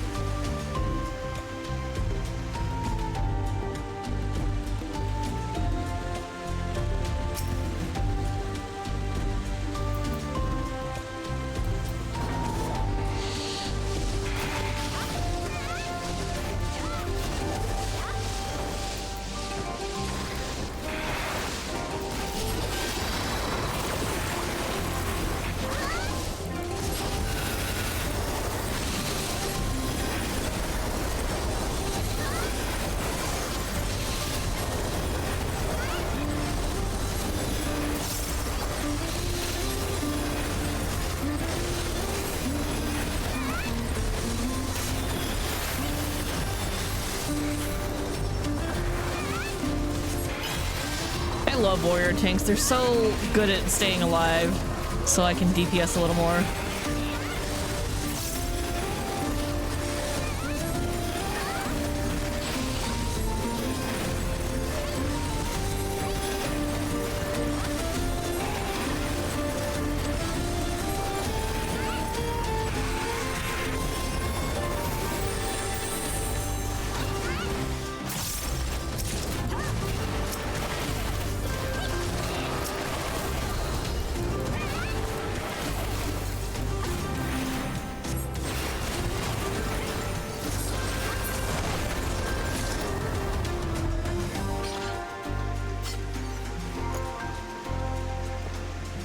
Whee! Ah!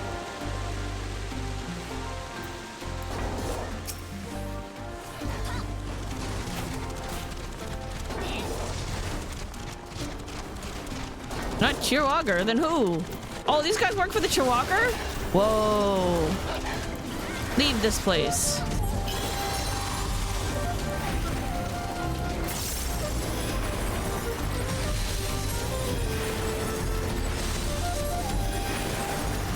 The Cheerwalker are the aggressive Yakoi, the ones that are not friends with us.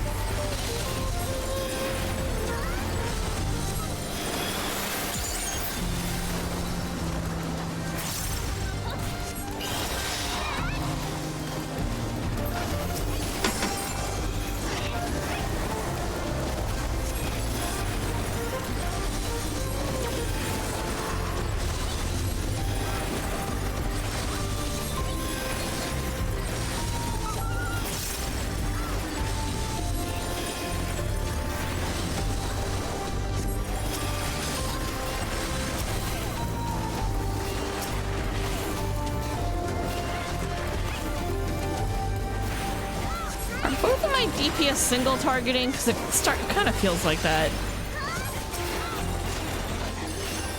Definitely feels like at least one of them is.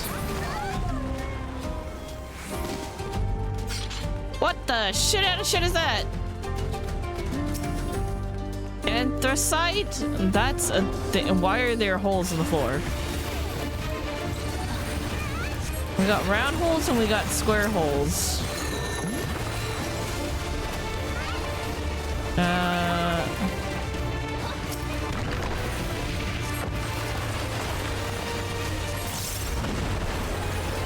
Alright, that was pretty... I mean, that's just gonna come out of the other one, right? The other round?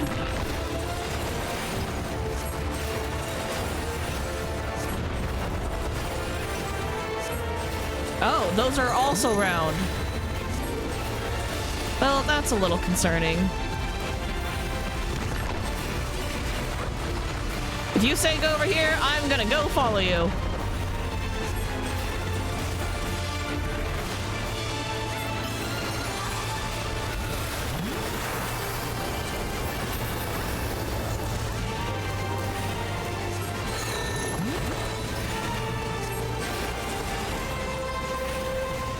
Well, I don't want to be here, because that's next to a bomb.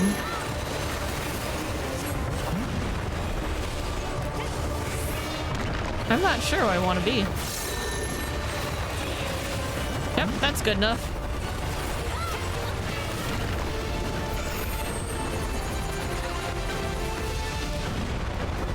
I made it.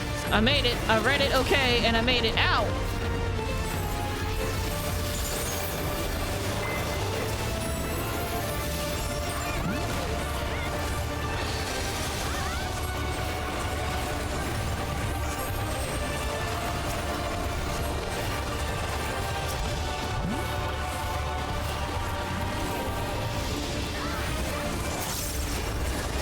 Neither of these melee DPS use the limit break yet.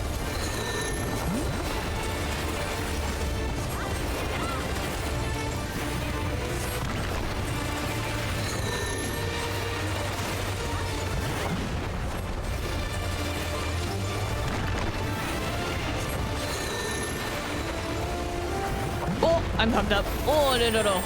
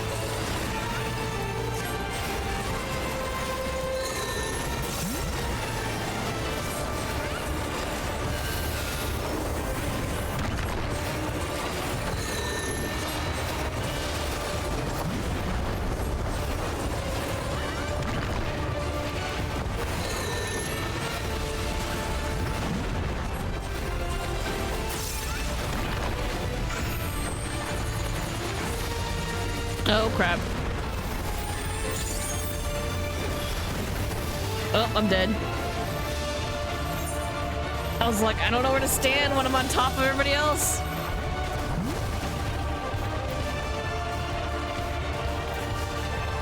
Well, you guys will be okay. I'm gonna go back.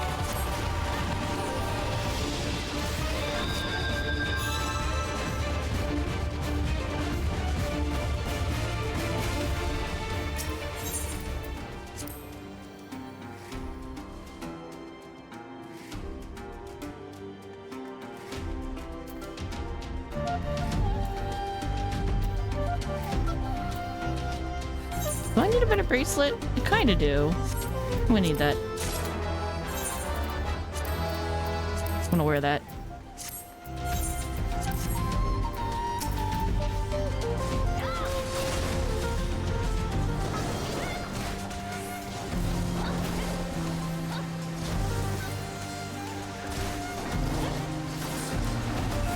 Oops, that was not the right button. That's okay.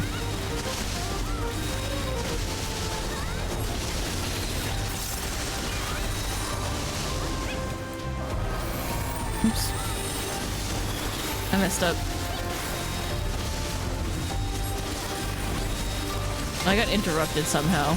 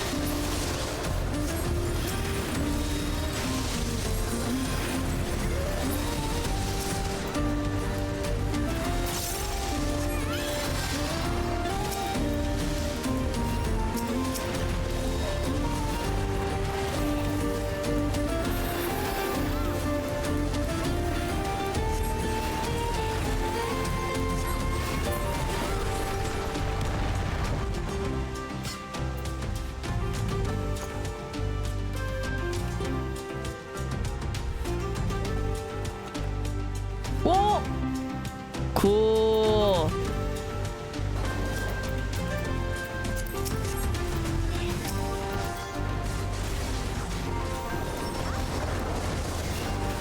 Are we staying here?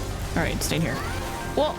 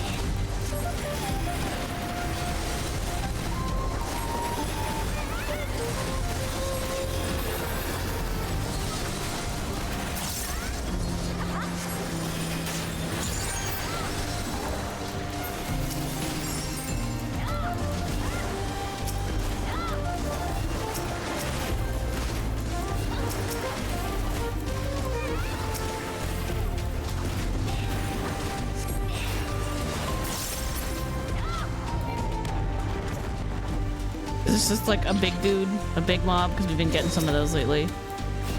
Guardians of the Sanctuary, in the name of the Great Serpent, I bid you awaken. What? What?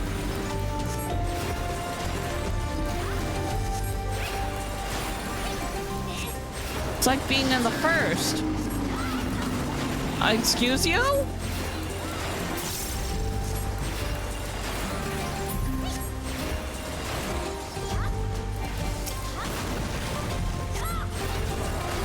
Did we find the Great Serpent's temple, but here?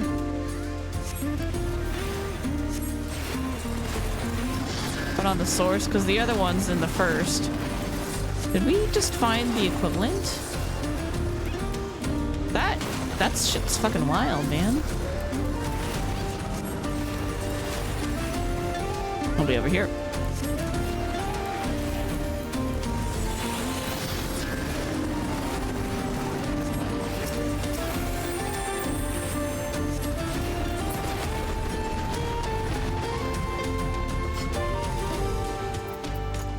So, the Yokoi basically Ronkins?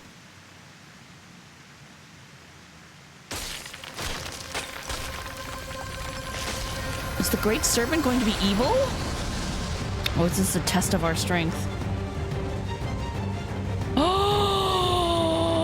No, don't make me do it! No, don't make me do it! No, I don't want to do it! No! No! No!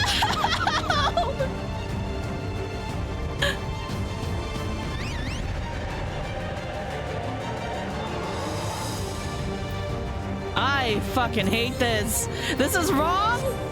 I object, but I also want it, but I object.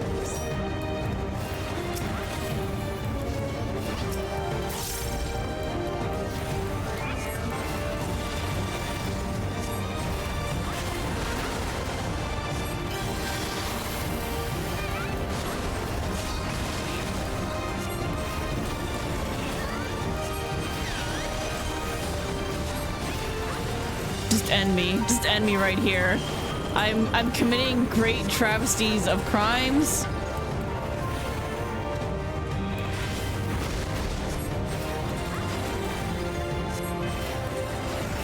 I deserve to go to jail for this.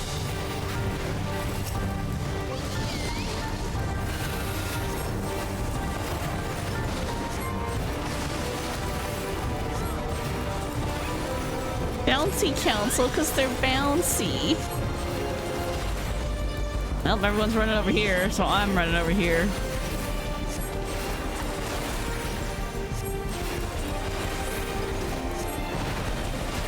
Look how fucking cute they are.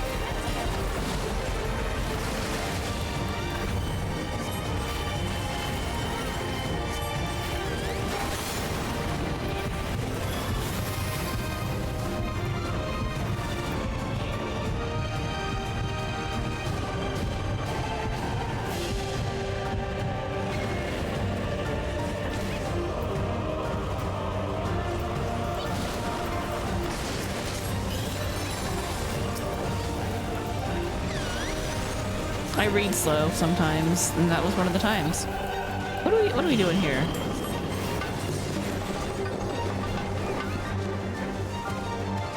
What?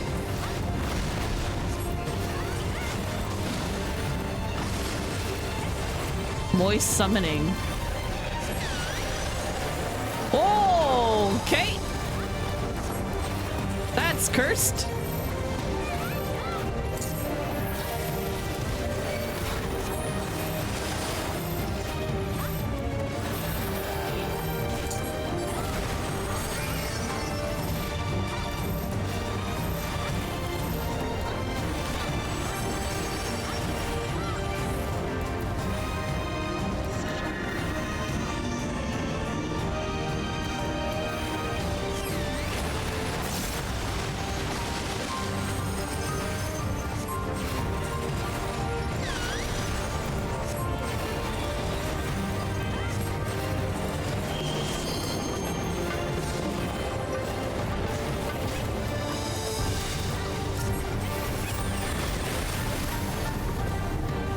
Oh crap.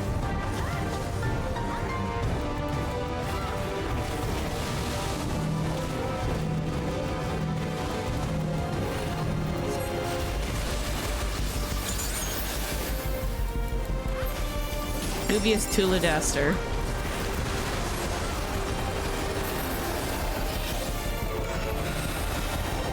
Screeze of Fury.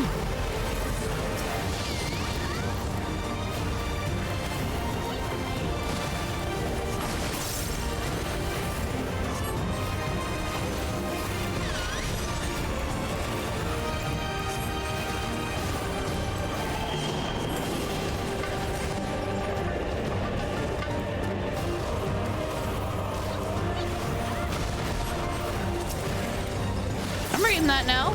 I'm doing good.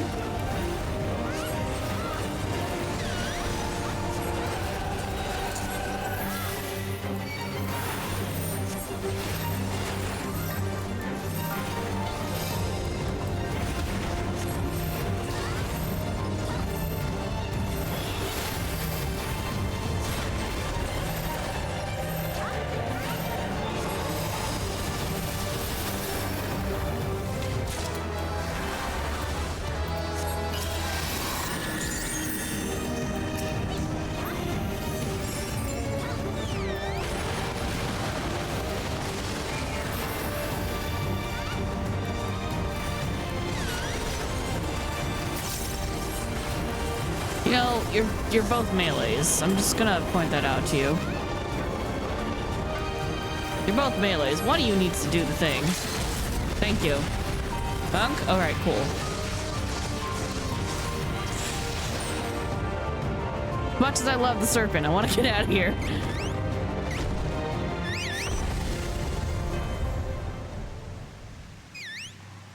Want to come home with me, little buddy? Oh, I love you so much. I can never have too many. Wait. No, I love you. I love you. Get back here.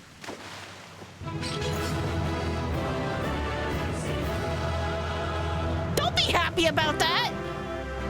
Committed a war crime. I'm going to be punished by the gods. Free.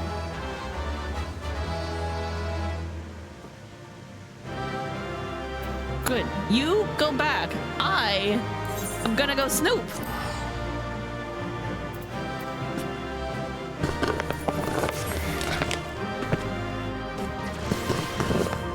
Hold on, let me finish this.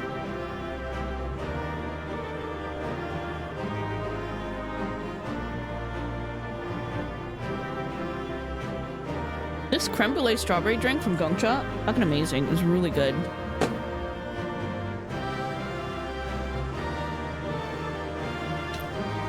The empty cup decided it wanted to be on the floor. Alright. Though I spoke with some of you had sorrow and Shaloni before my expedition, they had precious little to say about the ruins. I did learn, however, of a cautionary tale told to their young, that to enter the valley comes at the risk of great swelling pain from Sabatender's needles. A pain I quite acutely feel at this very moment.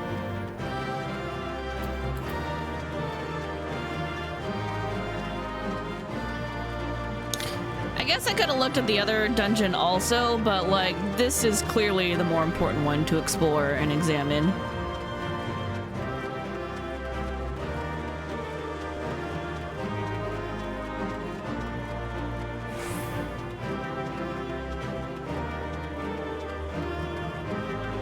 I'm gonna get struck by divine punishment for what we just did.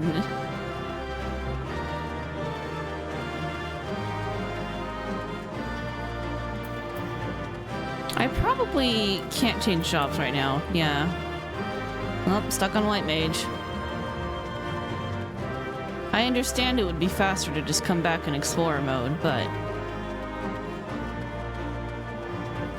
Okay, so like, you know, it's all just kind of cactuses up until this point. Zarge or Wash, and then you kind of get into a Yakoi ruins area.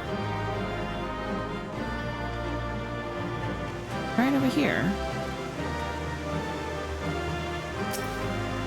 I'm in awe of the sheer splendor of these ruins. It is clear to me they could not have been made by the ancestors of the Hetsaru or the Tonawata. In the architecture, I dare say they are of Yakoi make.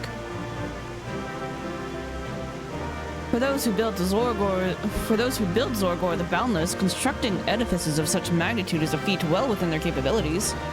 On the other hand, the subtle design and the engravings of the structure and the ingenuity of the aqueduct are unlike anything I've ever seen in Urquapacha.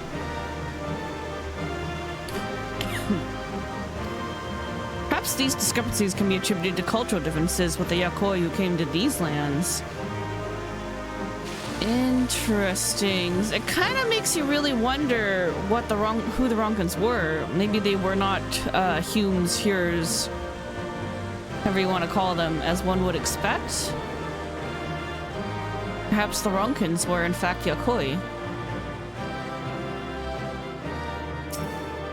Are these eerie stone-like creatures void sent, or perhaps golems? Whatever they may be, they demand we leave this place even as they attack us. It is all I can do to scribble down these notes while evading their relentless assault. As I labor to breathe, a thought occurs to me. They could be mammoths created for the purpose of mining resources. Yet the most logical explanation, pouring tea, for their aggression would be that they are a defensive mechanism left behind by the Yakoi. But my guards appear similarly fatigued. We can hardly retire now, not when the promise of great new discovery lies just before us.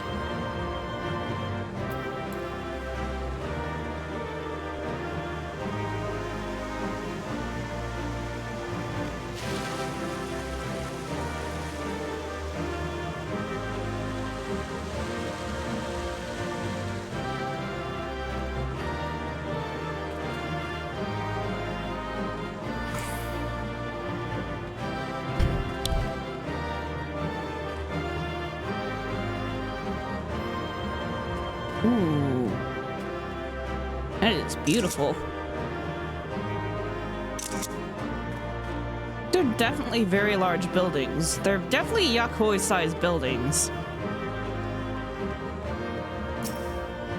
An entity which appears to be, for lack of a better term, a walking chimney guards the door leading into the ruins. The doors themselves possess a design wholly unfamiliar to me, and I can't help but feel we are on the verge of discovering something incredible. Alas, the pain from the needle which pierced my lower back worsens. What's more, the arm of one of my guards is paralyzed, leaving him incapable of lifting his sword. We cannot hope to face that thing in this state. When my heart breaks, we've no recourse but to withdraw. Alright, so these ruins back here are not Yakoi. This was built by the Yakoi probably to protect this place. Yeah, like this is Yakoi design right there. That's these are their ruins and stuff. But this ancient arrival. Okay, so the Ronkin Temple, that had to be from the Unsundered world because it exists both here and in the first. Which makes sense because at the bottom of that area, that's where we got the whole Heidelin and Zodiac murals and that whole revelation.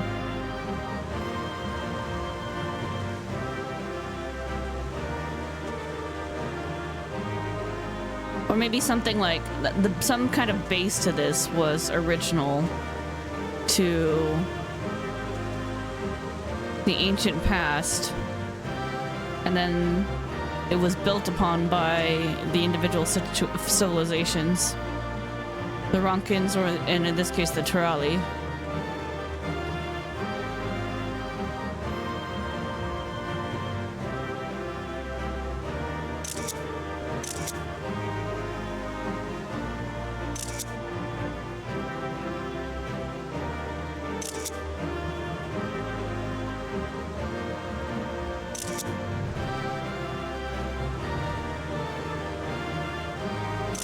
Squee!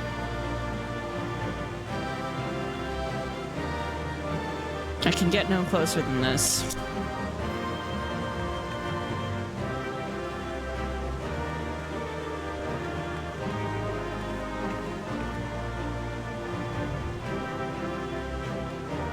Interesting. I hope this is not one of those dungeon situations where they just kind of like leave it as a loose thread up in the air and they go, well, that sure was interesting, wasn't it? I guess we'll never know what the deal with that was. I hope this is something they pick up again later. Because, yeah, that's a clear link between here and the first, so...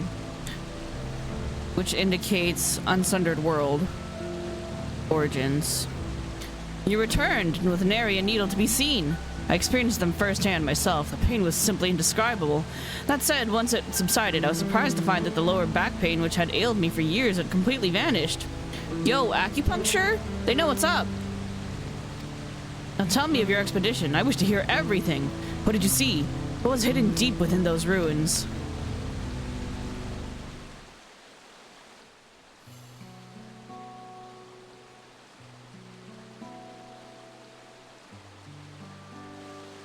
I see. How truly remarkable.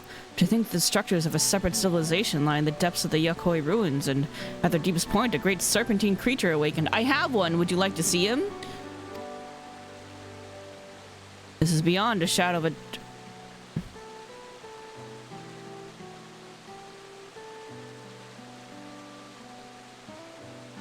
Hold on, I just realized something. Hold up.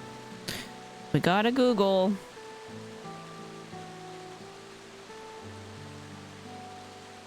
Hold on. What's this guy's name? What is this guy's name? Kinfor. Okay.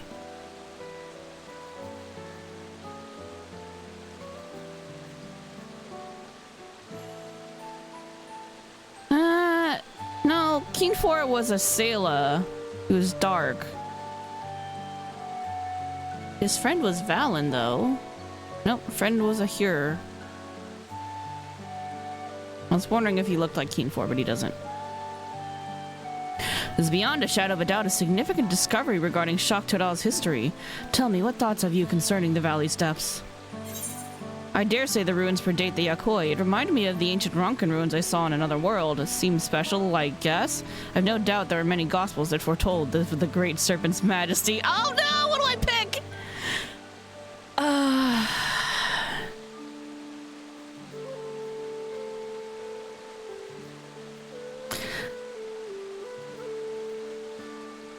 Two gets us the lore and research that we want, but 4 is like, praise be the great serpent.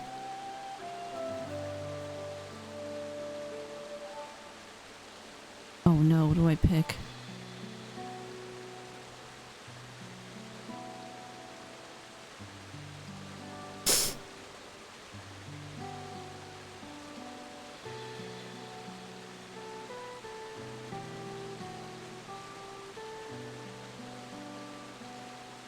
Praise the serpent in all his majestic glory. You know of the legendary inscriptions said to be writ by an illustrious Yakoi of Eld? I am most impressed. I've yet to fully decipher them, but my, if the creature that described in chapter 56, verse 3 is in fact the great serpent, this is a most intriguing discovery indeed.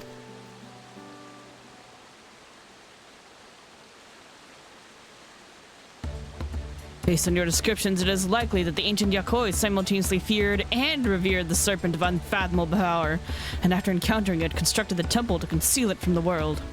This may be the final element which proves my life's work, a theory, the eerie resemblance of the reflection civilizations.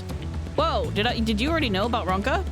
In my capacity as professor of the studium, I've taken the liberty of reading the science report concerning the source, its reflections, and the civilizations therein for myself. Okay, so you do know about Ronka. Their findings indicate that the sundering diminished mankind's intelligence to that of beasts. The flourishing civilization of the ancients was forgotten, and the peoples of each reflection set out on separate paths, forging disparate civilizations of their own. Yet we can say that these civilization worlds apart are... Can we say that these civilizations worlds apart are truly so different? If we all came from one shard ancient heritage, would it not be natural that the development of each society and culture bears similarities to one another? I mean, yeah, that makes sense. What I'm trying to say is it's entirely possible a society which predates the Yakoi and bears similarities to ancient Ronka once existed in the source. Yeah, that's what I was trying to say. Like, there's people who might be like the Ronkins, which, you know, could have been the Yakoi or could have not been them, people before them. Maybe Ronka was, you know, kind of based off something before. Anyway. Naturally, it is necessary to conduct further research regarding how twin civilizations born in two separate worlds developed under entirely different environments. Nevertheless, your discovery today has provided further proof of the possibility of my theory. On that subject, I would ask you to join me on another adventure, one more markedly less fraught with danger. As one who has traversed beyond the rift to the first, your knowledge and insight concerning ancient Ronka are invaluable. Yes, if it means discovering more about our great serpent boy, yes, anything. Let's do it. I would journey to Warlord's Echo and speak with the chronicler of the Yakoi, that I may learn of their legends. Who knows, we may just discover some striking parallels to the culture of ancient Ronka. Oh, I am totally here for this. I'm down. Let's go. I'm glad this was not the end of this. I'm just like, I have so many questions now, and I need to know. All right, Warlord's Echo, let's go.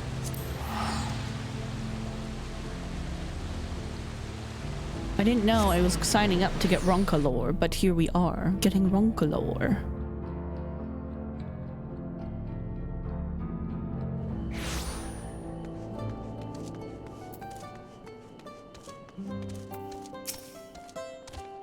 Master Zacian,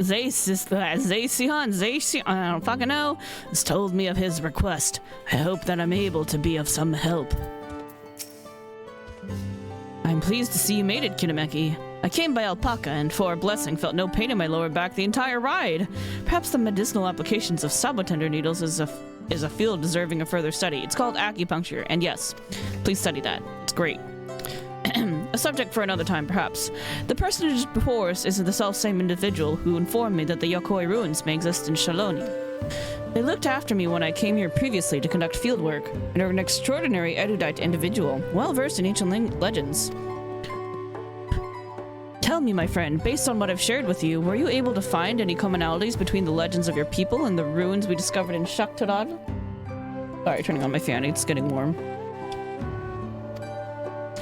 Excluding those concerning disease, precious few stories of our ancestors who traversed north have been passed down. But for the valiant warrior who brought the sky ruin low, I would share with you a story regarding the Great Serpent, one we normally would not disclose to outsiders. I should have pulled out my serpent. Please follow me to the indelible passage. The murals shall explain all. Oh my god, was that shit about the serpent all along?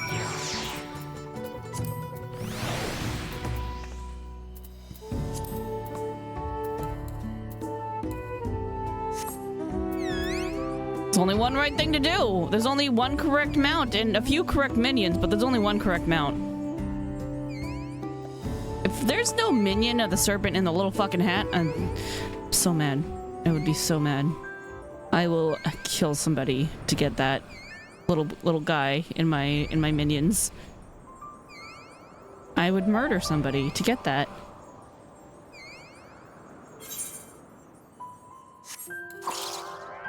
Squee!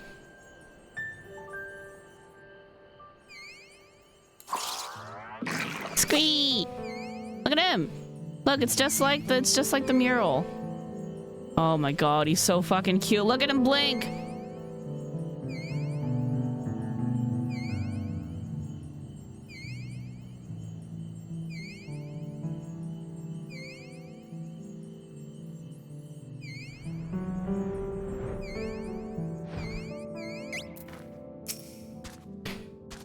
So, these are the murals which depict the legends of the Yakoi. When I was previously here for research, I was not allowed in this far. Alright. Temple of the Sun. I mean, we definitely thought that was about the mountain.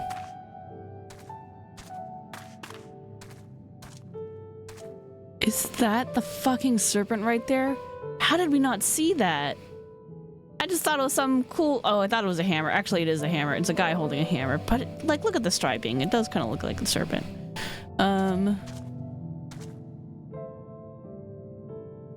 maybe he's, like, holding the staff and this is not a hammer and it is stripings. I don't know. What is real anymore?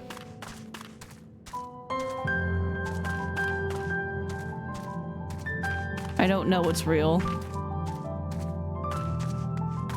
That's the darkness. That's when shit hit the fan. A legend concerning the great serpent is hidden within this mural. Pray gaze upon it carefully as I weave for you an ancient tale. Which one?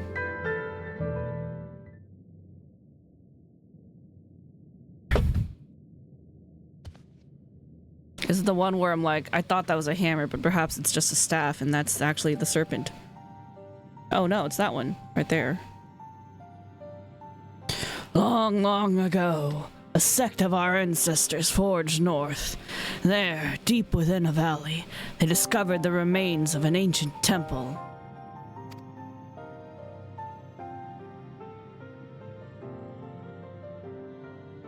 Oh, I guess that is kind of serpentine. Its inhabitants had long perished, and the purpose for which the structure existed was itself an enigma. Yet when our forebears finally delved into its furthest recesses, they discovered a great serpent deep in slumber. Okay. Theory. The great serpent is from the unsundered world, and therefore got sundered. So in each of the reflections, there's just an ancient temple with a sleeping serpent in it, waiting to be discovered by some civilization who shall rightfully praise and worship the serpent, and also fear. Anyway, that sure as heck was not what I thought this was gonna be.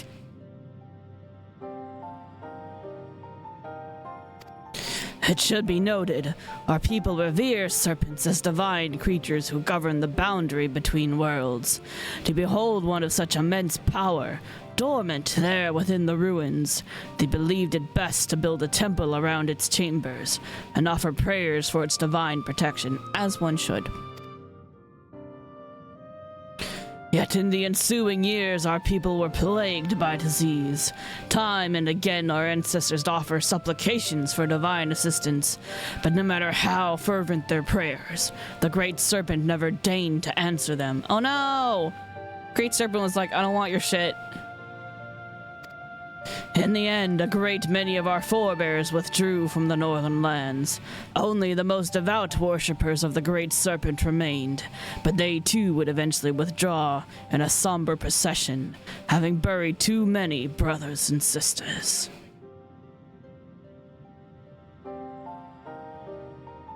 The sect who remained prayed for the Great Serpent's awakening. They prayed for salvation that would never come. Look. The serpent was a sleepy boy and he needed a nap, okay? Sometimes you gotta let people have a little nap. They get tired.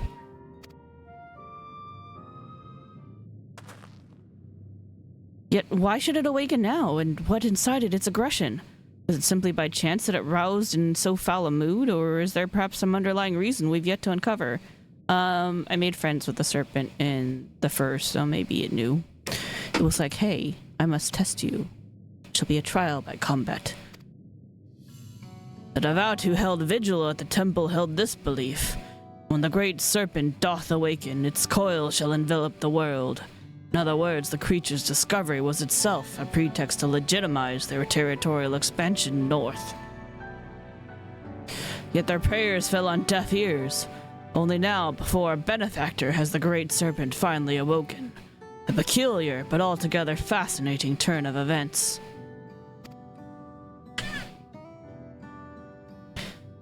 If the being you encountered truly was divine, mayhap it is you who shall receive its blessing. I must travel the world in the name of the serpent. To consider that our friend here, a traveler capable of crossing the lift twixt worlds, was blessed by a being who governs that boundary, would that not fit the interpretation held by the sect who remained? Oh, because I'm able to cross worlds? I guess that checks out. At any rate, Kinameki's testimony and the legends of the Yakoi shall go a long way in verifying my theory. If we can gather sufficient evidence that these two civilizations worlds apart share fundamental values, and prove my thesis, our outlook on history shall be irrevocably changed. Mayhap even an entire new field of study shall be pioneered.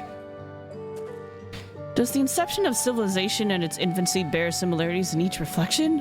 Was there some localized connection between them, such as a planar fissure? Or perhaps there was some all-powerful keeper of whispers peering through the veil?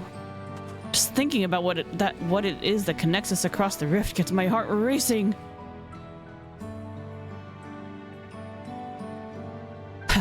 I certainly have my work cut out for me, and now that you've made the ruins safe, I may resume my expedition and, perhaps more importantly, continue writing my thesis.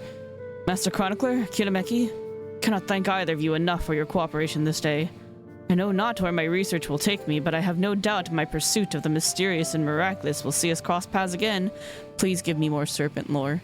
Please, please. I need it. I need it. I need to know more.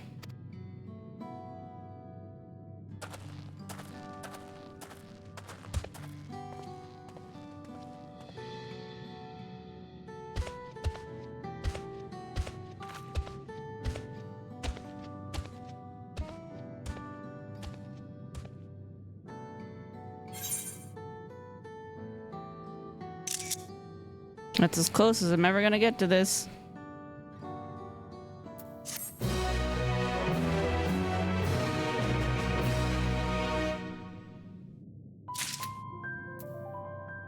That was the most worthwhile of quests.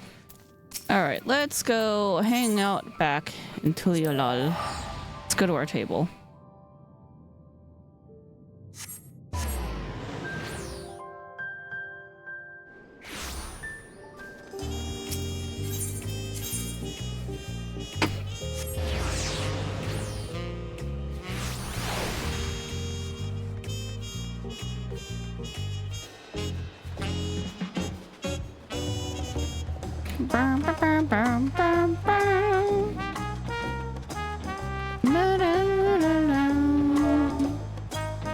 Alright. Let me find an appropriate screenshot really quick. Ooh, I do look good in that one, but there's some spoilerific in that.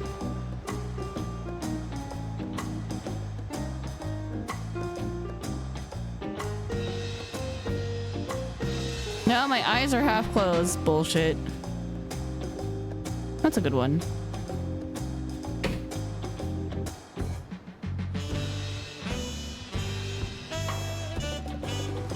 Alright, I think I found the screenshot we're gonna use. Alright, hold up. Let me open up the program. That's not what I want. That's the one I want.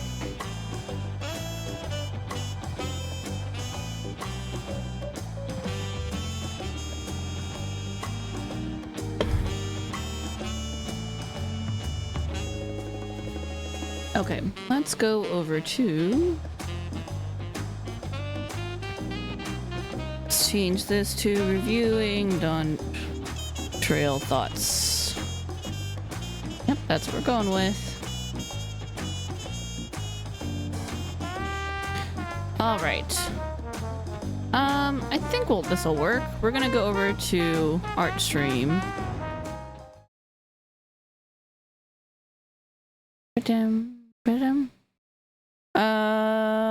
How do I get... Okay, hold on. I want the tutorial music to still play. Hold on, we gotta go back over here. I gotta copy a thing. Okay, I need to... How do I add this? Oh, here. Okay, I need to copy you as a source. We're gonna drop you over here. We're doing it live.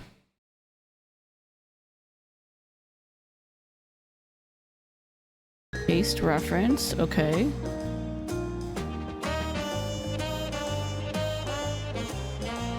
There we go. Now you guys should be able to hear the music. I'm gonna put this way at the bottom. Wait, where's me? Where did I go? There we go. There's me. There's me. I'm here now. Alright, perfect. We don't need Spotify up because we got the game on in the background. Alright.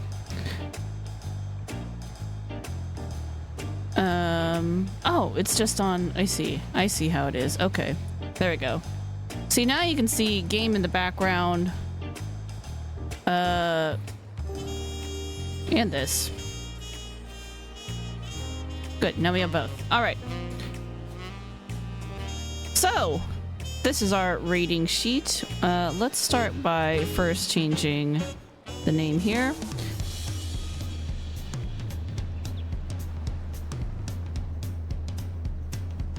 FF14 Dawntrail.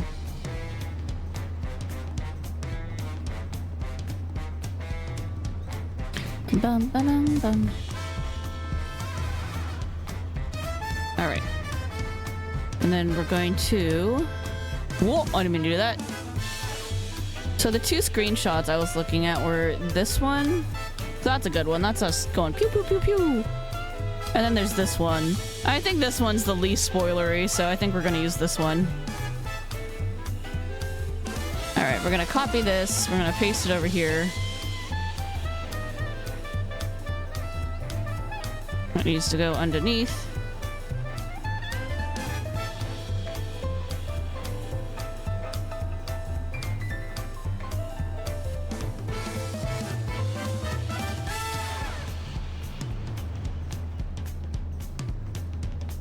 That looks good.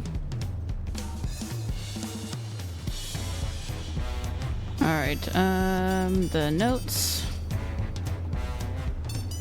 I'm just gonna leave one letter there.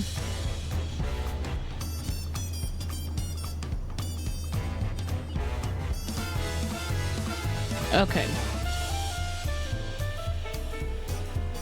Whoa, nope, that's not what I want to do.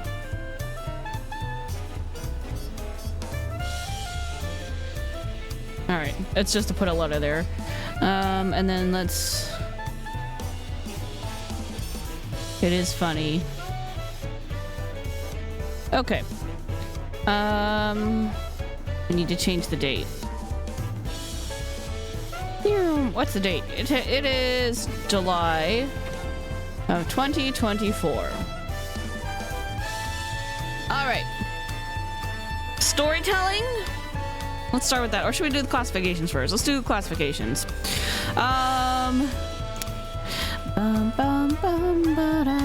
There's a lot of reading. It's a little bit emotional. It's not mystery. Cinematic for sure. The show.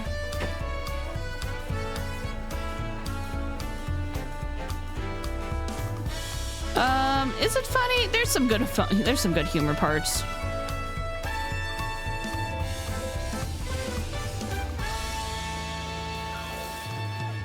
There's some nice goofs in it. Food? Yep, there's food. Sure as heck made me hungry. Yeah, there's a lot of food. Reading, let me move you over. There is reading, it is emotional. There are bangers too.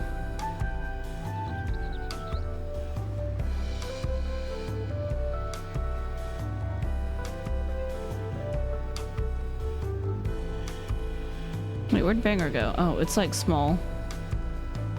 It's gonna cross over. That's fine. There's just that much going on for this game. All right. Okay, now let's figure out how we feel about everything. Bum bum. Active, here we go. This is the one we need to edit. All right. So, how do we feel? The storytelling. Okay, so here's the thing. Let's think about this. Let's think about it through. I had a really good time in the beginning. It was super duper duper fun to like kind of go around and be like on vacation. But there were definitely some really annoying parts.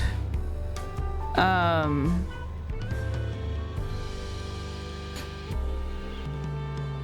I know a lot of it kind of started with like the growth of Wuklamot, so she could kind of like learn what truly is important and learn about the people and what kind of qualities she needed to be a leader. The way she just kind of like instantly clung on to us, that was like really annoying. Like we couldn't get away from her to like kind of do our own thing. And I get that we were there to support her, but like, I don't know. She was like ultra clingy to us, and like she used that clinginess, and like even though she singles out the warrior of light, even though the others were all like super helpful as well, we weren't doing anything like particularly more useful other than just the fact that we're like really strong. But like for helping to figure out what the issue was, the others helped just as much, if not more sometimes, with like figuring out solutions to things. So it just little things like that, and then like there was like a way too much of us like sitting on our hands that like didn't make any sense, but could have very easily been rationalized if they had just like added a little bit more to it to kind of explain why we are taking in action. Because it made sense in ARR to do that, which I know this is supposed to be like the new ARR for the next leg of the story setup, and that's fine. But they can't make it exactly like ARR where we're just like sitting around doing nothing and being inactive. We have enough experience under our belt now that it makes more sense for us to be trying to take some kind of reaction, unless there is a reason why we were like expressly told not to. Like if they said like, hey, you're coming over here, but you can't interfere in the culture. You're only here to do whatever Wuklamot tells you. Like, you know, so even though, you know, you may want to step in on certain issues, it's not your place, so you need to step back. If that was explained to us, then fine, I get it. I mean, like, you know, we may not like it, but like it would be understandable why we would like be restraining ourselves. But we don't even flinch when Dad Gulu Jaja is getting killed. We don't flinch. We don't move a muscle. We don't try to help. We don't try to heal. We don't do anything. We don't try to stop Zeral from leaving. We don't try to stop anyone from doing a lot of things, and it just doesn't make any sense. We make nonsensical decisions to just, like, we know that, you know, we're doing the Road to Succession. It's a competition, and we know that, like, you know, one of them is kind of underhanded and has tried shit before to, like, go attack someone, and then like this like kind of unrelated person that we didn't even see at the Mobwood place like was like, oh yeah, like come over here, and like this person has a message for you. It's like, oh, why did they send someone else? And like, you know, we were literally just with them. Like, what do you mean? It's like we didn't think to question it. Nobody thought to question it. And nobody thought like, hey, there's a bunch of us. We don't need to all wait for you. One of us will just go with you. It's just one person. It's fine. That way we can just, you know, make sure that you're safe. Like, there's a lot of things like that that just didn't make a lot of sense, and it wasn't really explained very well. Like, why they would have you do something like that. Something so, like, naive. And, like, in gamer terms, it's like, only a noob would do that. And it's like, at this point, our characters have been through a lot. The NPCs have been through a lot, even the Scions, and it's just like it didn't make a lot of sense the way it was executed. And that, like, there was a lot of that in the beginning. Like, despite how it was fun, there were those issues. There were also some pacing issues. Like, yes, Wuklamot did need to get, you know, grow as a leader and a person. Same with Kona. But there was some pacing issues with it as well, where it's like they did try to put in like certain scenes here and there to like kind of help it along and show you that like, yeah, it is happening. And then like certain parts just kind of dragged too, so it's like it wasn't all that exciting. It was hard to be like super committed and engaged. Whenever I got to a new area though, that was fun. I was like super ADD about it. I'm like, oh, what's this? What's that? So that was nice. And there was a lot of that mostly until the Wild West area, until Shaloni. But even then in Shaloni, there were some pacing issues as well, where like some stuff just kind of like dragged on a bit much. So I could see how like that's not enjoyable for everybody either, because like some of that did really drag. It was just like, was this really necessary? It's like, I know I go through all the side quests anyway, but like some of this shit was like super long. And then we got like a lot of story about like the first couple areas, and then like we got very little with the Hetsaro. So I'm just like, I still don't have like a clear idea of what their deal is. We just have like a very basic understanding. It's like, yes, they're very traditional, they're in tune with nature, but that doesn't mean they exclude technology. You know, they do have an aetheryte, and they're nomadic hunters. They follow the Ronig. That's it. That's kind of like all we really know about them. We don't really know too much else. We didn't really go into it. We never really came back to check on them, other than like, oh yeah, Thanker Nurionja showed up there to like help stop the robots over there. But they don't really say anything about it. They're largely uninvolved, so it just felt wasteful. Like, what was the point of even having them really? They filled like a small part of like plot of like, oh yeah, like of course there's always like the environmental aspect to like, you know, innovation, so you gotta go get their permission to cut down the trees. And it's just like, that's such a minor thing though, and we had like very little interaction with them beyond that it felt like a waste of time, even though I did really want to get to know them.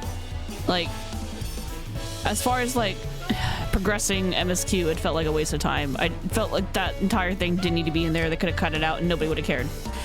Other than just like, we want to know about them in general, but in order to know about them in general, we have to actually put some focus on them, and there was none.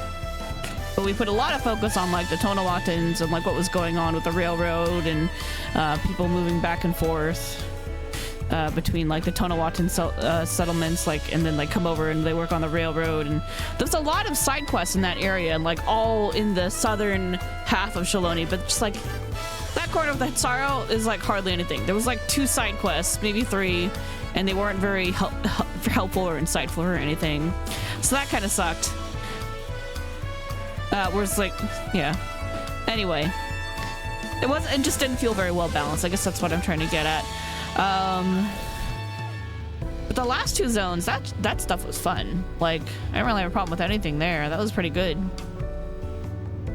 The characters, mostly pretty good.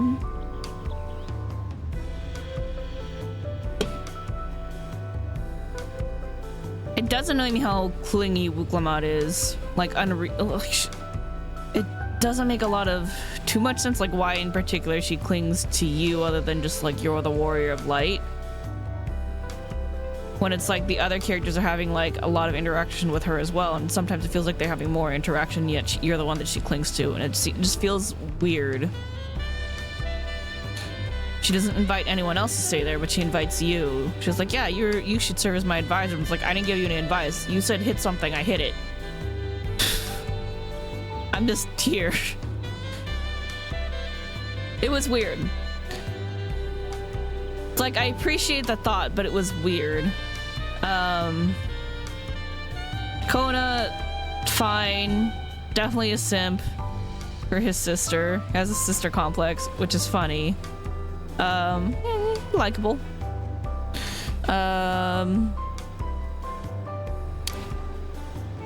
Sorrel Jaw, you have to like really think of him to like understand him, and it's definitely like, dude needs therapy.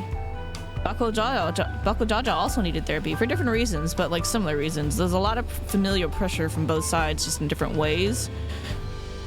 And you have to like, for Bako Jaja, it was a little bit more obvious. for Zoraljaw, you kind of have to think about it a little bit, and it's not super well explained about the kid and how the kid came about and why the kid's there. Maybe we'll get that in the next part, but I'm also very aware that they didn't put a lot of thought into the next part, what comes next yet either, because they want to see how people react. So it's just knowing that like they don't have it concrete what comes next, it just feels sloppy the way that they incorporated Gulu Jaw, son of Zoraljaw. It's just like, where did this kid come from? I know people care about him because he's a kid and, like, you know, possibly his son, and like, oh, now he's an important king. But it just feels like there's a lot missing there, and they just kind of like plugged him in there. I don't, maybe they just plugged him in there for plot, just so that he has another reason or expectation to be like, oh, yeah, my father was never very good or like doting upon me, and he didn't leave me much, so, or anything at all, so because my adopted siblings took what I thought was my birthright, so clearly there's no way I could be a good father. Like, other than inserting that plot line into Zoraljaw, like, it, I like the kid, but it's hard to rationalize his necessity of being there, because it feels like there's stuff that's missing that really should have been in there. Seeing I just hated her personally. She was written well. Good character. Hate her. She was just annoying for me personally, because she was so shady. I draw the line at liars. I think that's where my line. Sphene did give me a good recognition of where my line is for whether or not I like a character. I have respect for her in the same way that I respect Xenos. I just dislike her more, somehow dislike her more than I dislike Xenos. Xenos, I disliked him because he was stalking us, and I just like, that's bad vibes. But she was being purposefully deceitful and shady, and like, but also like trying to hide under that like cute innocent exterior, and that combination just like drives me insane. I hate it so much. But she was written well in that respect, because they pulled that off really, really well. And it's funny to me because people like simp for her, and I'm just like, no, I hate her. But anyway, yeah. So, okay, back to how that relates to this. So storytelling, most of the characters are pretty well written. There are some holes that need to be filled. Definitely some pacing issues, and like there's a skew on balance of the quests. So it's like we get too much information about certain things and then not enough information about others, which would be fine if we knew that they were intending to expand on that, but at this point it's not sure, because they're not even sure what direction they're going yet. So it does not inspire a lot of confidence. So I'm gonna actually take off like a full rating on that. I would say it's like a 4 out of 5 story, whereas like I would have called Shadowbringers, for example, 5 out of 5 story. That was fantastic. The pacing mostly felt good. I know the trolley bits was a bit of a lull for people. It was a necessary time to like kind of come down after the excitement, before you know, do the big go for the last final bit there, where the big stuff happens. So that was fine for me. And then Endwalker was mostly okay. I remember being pissed off at Xenos, which was fine. But that one was also really good. Stormblood had a lot of drag. Stormblood was kind of like this, where there was like a lot of drag and like weird things where we're getting too much info that was like not super interesting or engaging. And then like the latter half, the Doma Kugane part, that part was super fun and interesting and engaging, and we're like, oh yeah, this part is great. And then yeah, yeah, I think 4 is fair. The Solution 9 arc really saved it. If I were honestly, if I were to judge just based on what I'm gonna call like the first half of the expansion, if it was just like everything up through the point where Gulu Jaja dies, like including where he dies, including that part, including the initial invasion, that would have been like a 3.5, but I think the Solution 9 stuff saved it. Like that stuff was, that was a fun plot. That part was really well written. I liked that a lot. The balance was a lot better with that too, so I'm pretty comfortable with that. Visuals looks great. I have no reason to dock anything. Game looks great now. Everything's really pretty. Look at us. Look how cute I am. My makeup today is slightly inspired by this, so we're looking pretty good. All right. Music. I want to. Normally, I would say Final Fantasy XIV has a pretty solid 5 out of 5 music, but I'm gonna dock it a half. I'm docking it a half for a very specific reason. I like Smile. It's a good song. I'm a big fan of Disney, so I can appreciate it. The usage of that song and some of the others was odd. There were some times where it just didn't feel appropriate, and like there was a mood that was building and I was getting really excited, and then the music cue where they just, the song choice took me out of it because it was so jarring. The part that immediately comes to mind is when we were building the train battering ram explosive train, the big boom boom train. The use of Smile there, odd choice. It made perfect sense during the ascension. That was fine. It was cheesy as fuck, but it was fine. I could get into it. And also, that scene, for whatever reason, caused a lot of bitrate drop, which was a little funny. But yeah, the usage of Smile there was one of the most jarring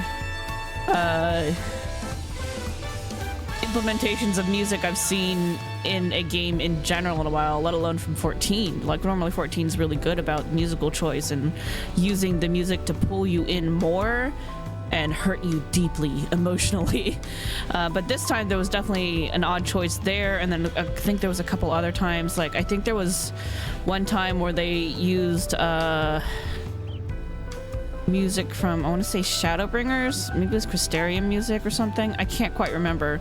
There was another spot that was just like, it was like, that's an odd musical choice. I don't know why they picked one with that one, but okay. Or it just kind of took you out of it. It just wasn't appropriate for what was happening. And it's like, it's not that I have anything against the song, I just haven't something, it's just the usage of the song didn't fit and it took me out of the experience, which is why I'm docking it half, because the music is supposed to keep you in there and like enrich the experience, not detract from it.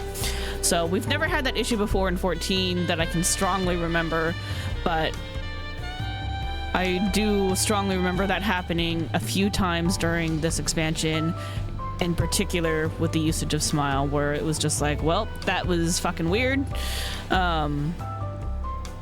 I was really getting into this cutscene and then you did that. So it did ruin the experience a little bit. Okay, pacing, we already talked about it a little bit with the storytelling. There were some definite pacing issues. I want to say for this one in particular,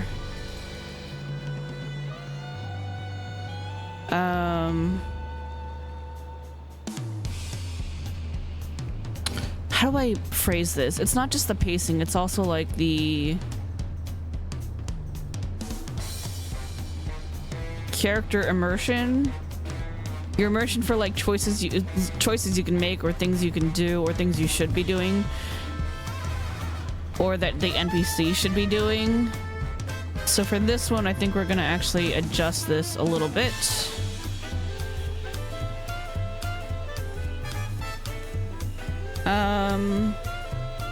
Pacing slash...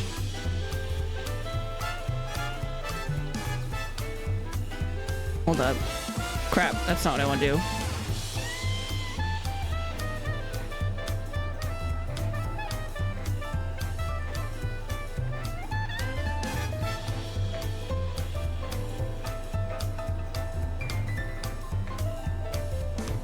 Pacing slash immersion. Yeah, we're gonna go with that. Oh, crap. I'm going to shrink your font size a bit. This one definitely had some problems here.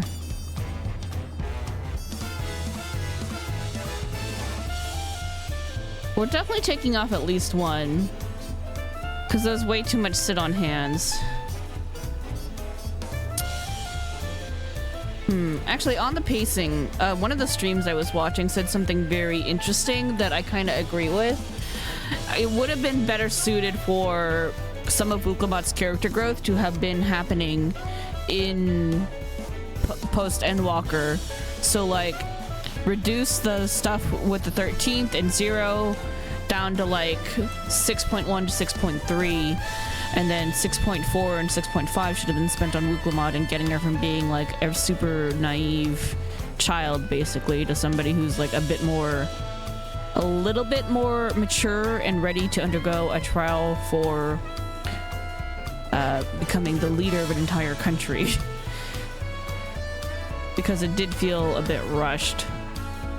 And then also like I said, the part, like them basically erasing all of the character growth and experience and reaction, like your personal growth for yourself and also for all the NPCs, the Scions, where everybody just kind of sits on their hands and does nothing, like a bunch of noobs. That part was frustrating as hell. So there was way too much of that. I'm gonna take off an extra half. It was a lot. It was frustrating. There was a lot less problems with that in the back half of the game, I will say. But to get to the back half of the game, the problem is you still have to go through the front half, where there's a lot of those issues.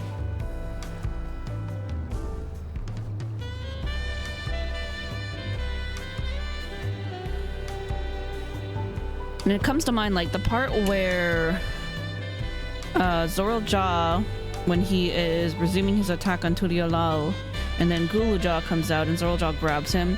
At that point, finally, does everybody draw their weapons. We drew our weapon, Alisaie drew a weapon, we all were just like, unhand him, you fiend, and you bitch. And it's like, why didn't anybody do that for Gulujaja? Why did we not do that for him? Why did we not, like, react or even, like, twitch or, like, make a movement before somebody was like, stop, don't interfere? Like, there wasn't any... We made zero effort. In the first half, and then like in the second half we finally got our shit together, and it's like, do we all just like lose our brain cells or something? Anyway, UI and controls, I mean, I'm fine with it because that you kind of set that up for however you like. I like what I got. I did have some issues yesterday, but that was because of latency and lag. It's gonna happen, and I'm playing on a JP server from outside Japan. Pretty good. Let's see. Ooh, what about the... Okay, in the theme of UI and controls, the new little side mini stuff, the mini games that kind of like stick in there throughout the MSQ. So there was... I did like that instead of making us having to zoom in and check on everything every single time, they just kind of gave you like, hey, here are these arrows of spots to look at. Click on them to learn more. And you're like, cool. That was much nicer. The following the NPC stuff, that was greatly improved. Well, maybe not greatly improved, but a little bit improved. It was less annoying, but still kind of annoying because I'm not stealthy. But it was less dumb than an Endwalker, and in Endwalker it was painful. But this was a little bit more bearable. Still don't like it. I'm not a fan of that particular mechanic, but it's fine. It's better than it was before. I will accept it. Can't think of any time I've had like trouble using something.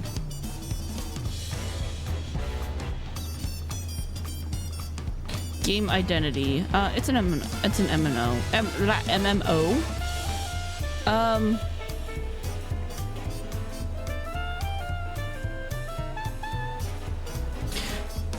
I'm gonna actually edit this one as well. Game/story identity, because of the nature of what this is. Like, obviously it's an MMO, it's an expansion to an MMO, it kind of keeps going. The story identity I did think was a little bit weird in that it's kind of a rehash of your issues with Emmett Selk, but under a different skin. We have different ideals on how to protect the people that we care about. The other person says, yeah, genocide is the answer to protect the people I specifically care about. Fuck all y'all. Which was fine. The difference between Emmett and Sphene for me was like, I was fine with Emmett because he was upfront about that. He was just like, yeah, to me, you're all ants because of, like, you know, everything that happened, where you're just a shard and you're like a fragment of the people that I once loved and held dear. So that's why I don't care about you, because if I get rid of you, then I can have those people back. Whereas with Sphene, she was just like, hee hee, oh yeah, like, you know, I'm definitely, like, not plotting anything. It's like, just don't worry about it. Like, let me just keep changing the topic. And yeah, like, that shit was really fucking annoying. I'm just like, look, if you're gonna be a piece of shit to me, can you just be a piece of shit to my face? So that was really annoying. But yeah, so like, it was kind of like a rehash of like the same struggle that we went through with Emmett Selk, where we're just on two different sides. But at the same time, she was just like, look, you wouldn't have done anything different, you know, if you were me. And I'm just like, actually, I would, because I had the same argument with someone else. And like, I'm not going to go around committing genocide to protect my own people, apparently. But actually, like, my actual wall would, but I think the canonical answer is you would not, because that's why you're on the side of Vana and Heidelin. Because you are not Team Zodiark. Let's kill everybody to bring back the people we love. But I understand Emmett. But I think in her situation, there probably was another answer. Like with Emmett, like that was pretty clear. There's like, what else are you gonna do? There was literally no other way to bring back the people that he loved other than to kill us. So, like, that was like, he actually did try to do everything else. Like, he was just like, look, I tried to get along with you. I tried to see if like maybe this was fine and I could still get the same fulfillment and see, and like, you know, but it's just not the same. So he tried. So I was just like, you know what? I respect that. And she just didn't really try. She was just like, we're just gonna do this fucked up shit and not really like looking at anything else. But because we already tried the fucked up shit, it's too late to stop doing the fucked up shit. And it's like, no, slippery slope fallacy. No, bad. Don't do that. Just because you started doing a bad thing doesn't mean you have to keep doing the bad thing. So yeah, I don't like her. Anyway, back to the rating, back to what we're talking about. The story identity, game and story identity, it doesn't really feel like anything. The overarching story was kind of so far. Started with the rite of ascension. It went to kind of we went to co-leaders, which was, I don't know if I want to say it was predictable just because I predicted it, because I may have just been like super reading into it and gotten lucky with the guess. Happens. I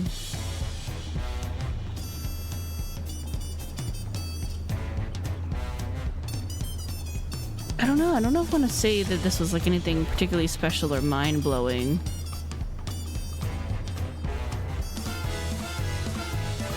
I had to add story identity though, in addition with the game identity, because it's like that's really what it comes down to thinking about. At the end of the day, the game itself is an MMO, and it's gonna MMO.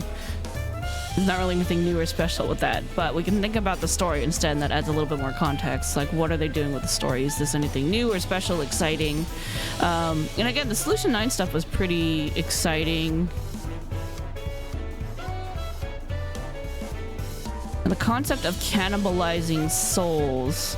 Actually, that part was really interesting, because, like, I would like to just not in, like, a main quest.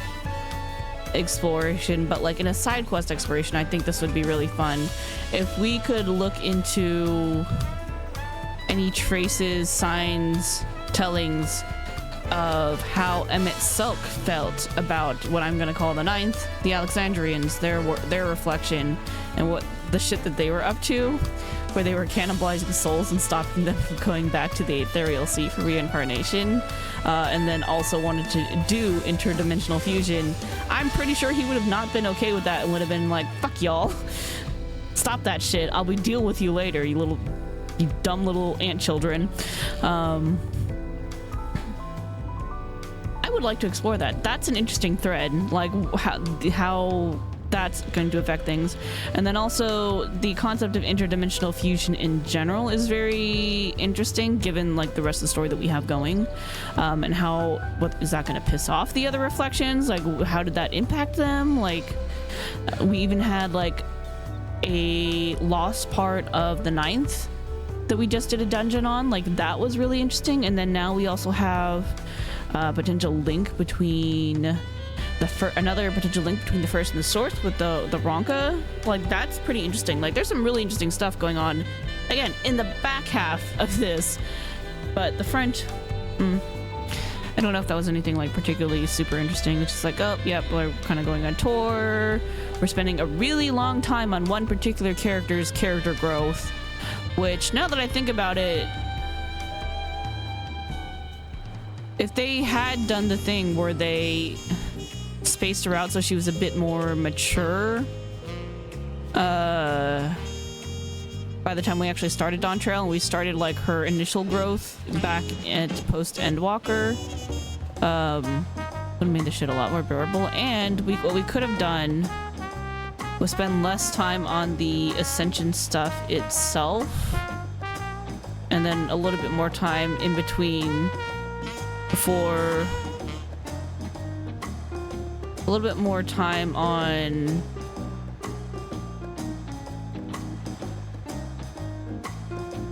what happens after, like, but a little bit more time on the in-between like her becoming a leader and then shit hitting the fan because of the invasion, which would have been more interesting, I think. I'm not sure.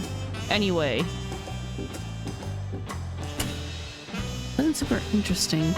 Okay, anyway, story identity. That kind of goes back into storytelling, but let's think about story identity. So how unique was the story? Interdimension stuff is unique. I don't know about the Ascension stuff and going on a journey of trying to raise up a ruler, renew the vows.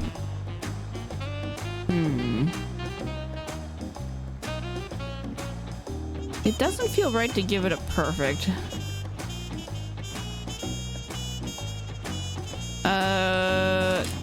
Okay. So at the core of this, in the beginning, it was basically a family feud. We're all picking sides, backing one contender for politic reasons, and then one of them turned out to be a scumbag. That's nothing too special. But the back part of this was really interesting with the interdimensional stuff. That part was really interesting, where it gets all sci-fi. But the beginning was honestly nothing too special. I am going to take away a half here. It just wasn't unique. It wasn't unique enough. I mean, clearly, because like not a lot of people are super engaged with the beginning throughout the entire way. It does lag a little bit after a while. So I think I'm pretty comfortable with that. The UI controls are still, again, like I don't really have any complaints about it. I don't know. I think it's fine.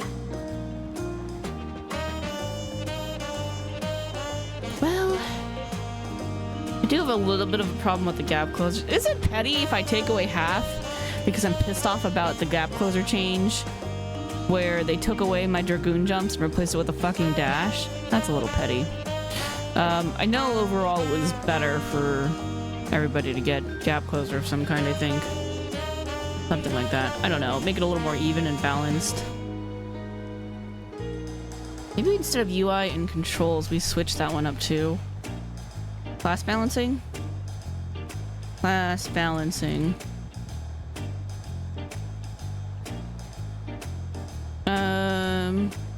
Or maybe class enjoyment?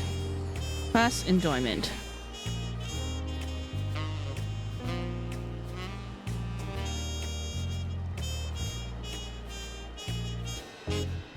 Class, job enjoyment.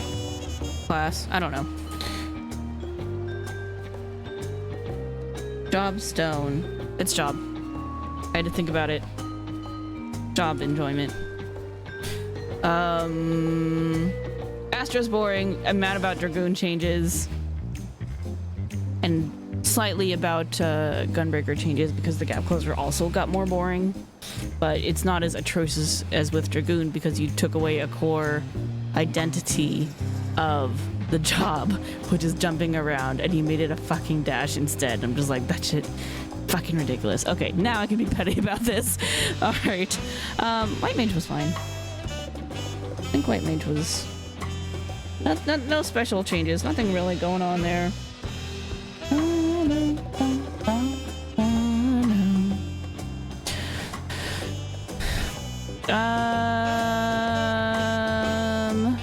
God, Astro's really boring though.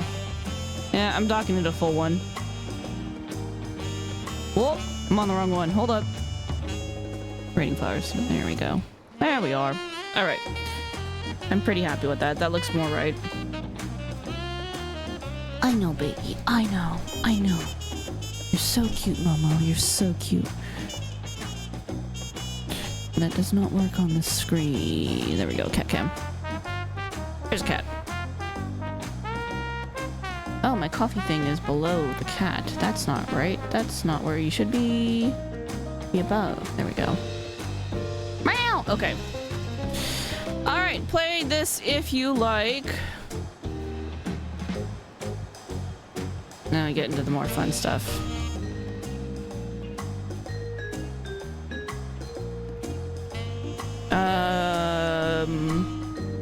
Sticking your nose in politics where it doesn't belong?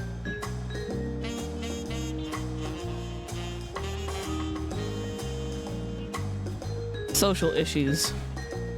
No.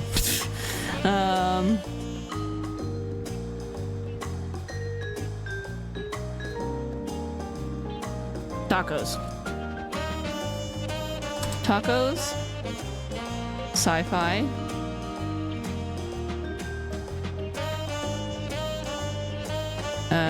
Dystopian society.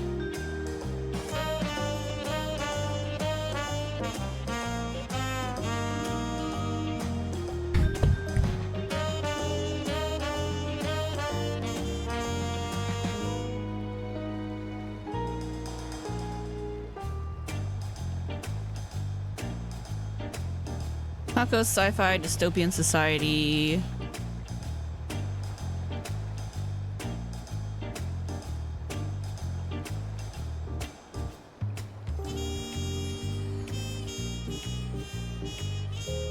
What else would I say is a good recommendation?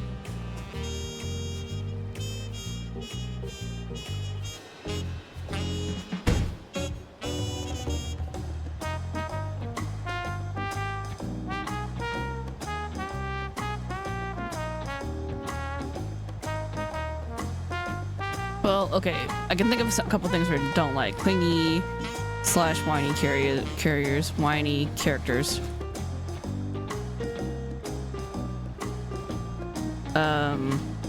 Plot holes. Just to warn people, there are some plot holes that are kind of annoying. I think that's a fair warning to give people.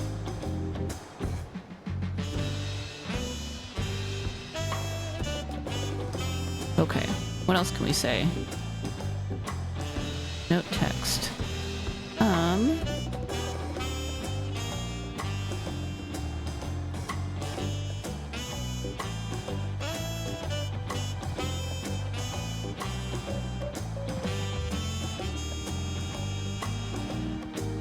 Why?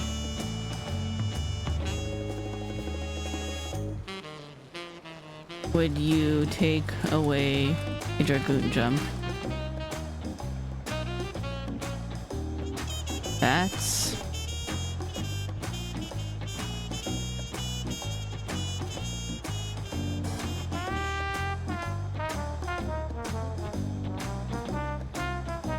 That's just wrong.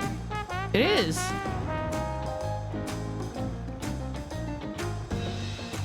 There were also some issues with music usage, although the music itself was fine / great.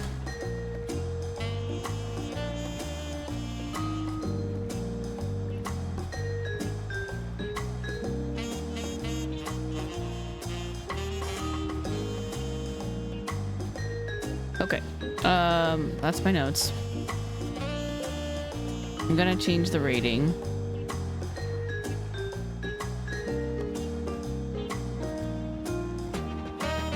I want to put it at like an 8, kind of. That's where I'm sort of feeling this. Like Shadowbringers 10. Endwalker notch below that. Heaven's Word a little bit below that.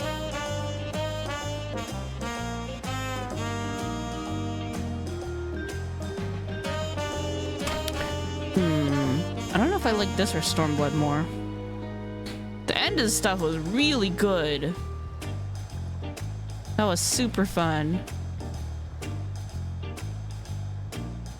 Challenging fights, I think, is one we need to add here. Challenging battles.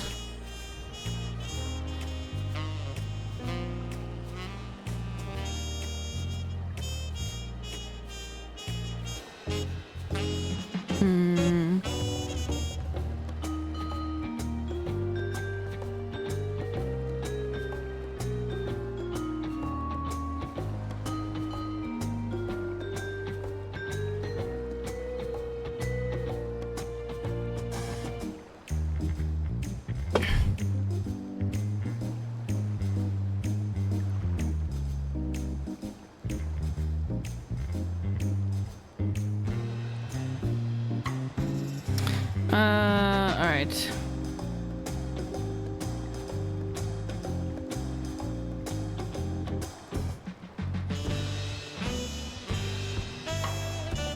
Trying to think of base Stormblood and how I felt about base Stormblood versus how I feel about base Dawntrail. The raid was really good though. Oh, Omega raids were also really good. It's kind of ironic considering how like these two are like the ones that are close together, Stormblood and Dawntrail, and they're a little bit close together on how I feel about it too. So, and they both have tournaments. One's put on by Omega, and the other one's like an actual like full-on battle tournament. That's pretty cool. And the post MSQ dungeons are really great too. Actually, the dungeons in general have been pretty nice. Battles were great. I can't say I enjoyed all of the dungeons in Stormblood, so maybe this is above that.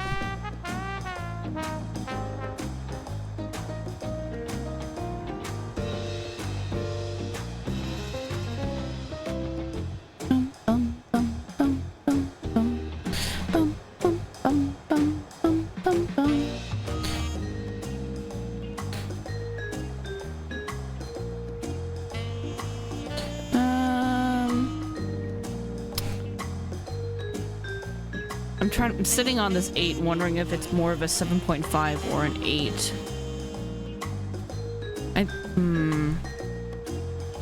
No, I think 8's fair because like the post stuff was really, everything post invasion was really fun. Like the Solution 9 stuff was really fun, and then the post MSQ stuff was also really fun, despite like some of the shortfalls of this.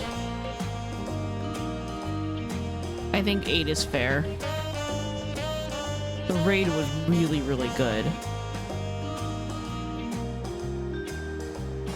Like, yeah, it might be a bit challenging if you're like super duper casual, but like really just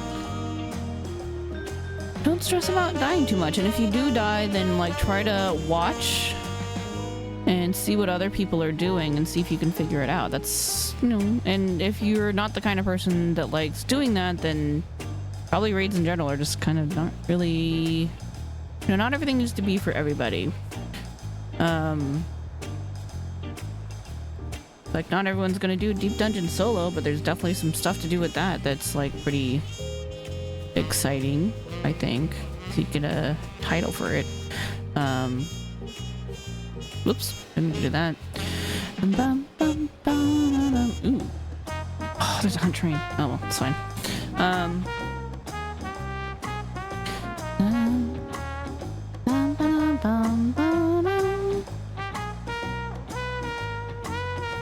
I feel like if you've been doing raids throughout this entire time, this was like a natural step up in progression. It wasn't like significantly harder, not like hugely more difficult. Like it's just been kind of baby steps, getting a little bit more difficult, a little more challenging, and I think that's fine. Like if you've been doing the rest of it just fine and learning as you go and getting steadily better at the game, then like yeah, this was a great natural, like it was a little bit of a bigger step up, but I think it was fine. Anyway, my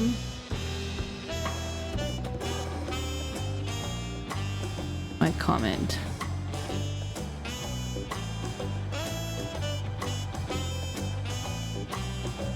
My no context comment. Scree. I think I'm okay with this for now. I might add to this later, but this is just what I'm initially thinking. I think this covers how I'm feeling about this right now. We're gonna say this has a FFXIV rating card because it has some changes to it. Alright, we're gonna save this for the web.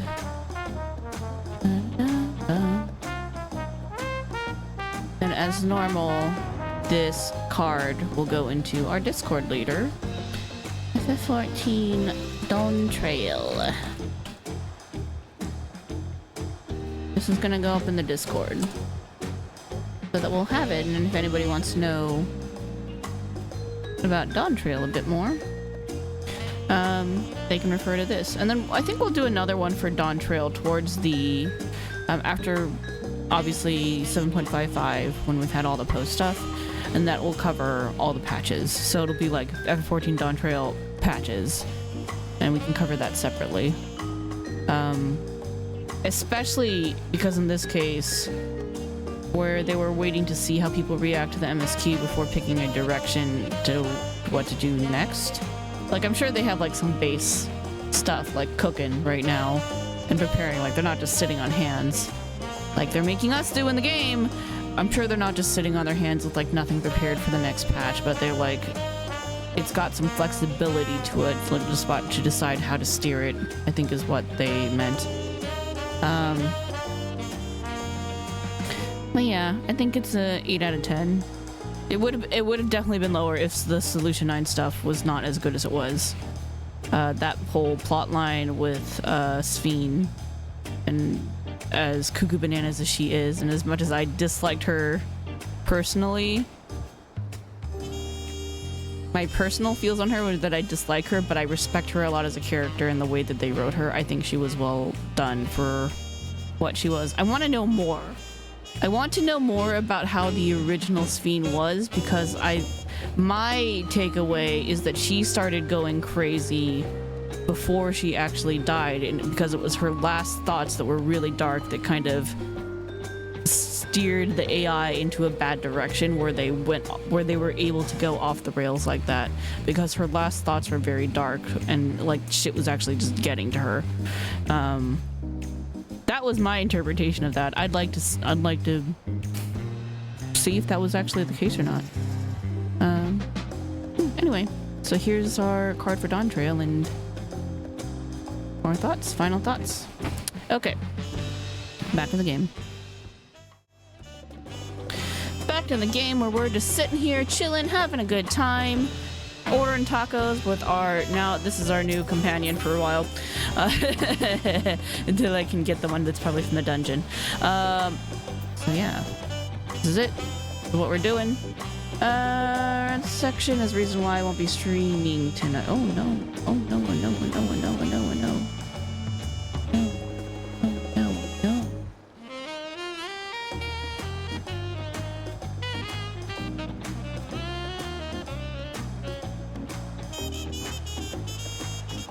Hold on, I gotta see what's going on here.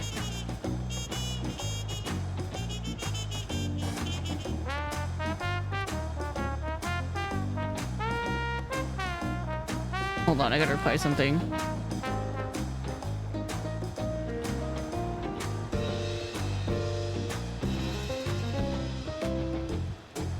Okay. Sorry, that was kind of important. Even though we're ending, like, that was an important thing to reply to. Alright. That's it. That's all I got for you. There's no more Final Fantasy to do. We got nothing. There's no more quests.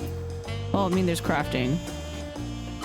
That's fine. I usually do crafting on my own time. Yeah, that's it. That's all I got for you. That's all. No mas. Okay.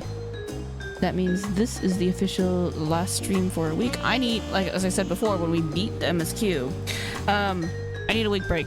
I'm tired.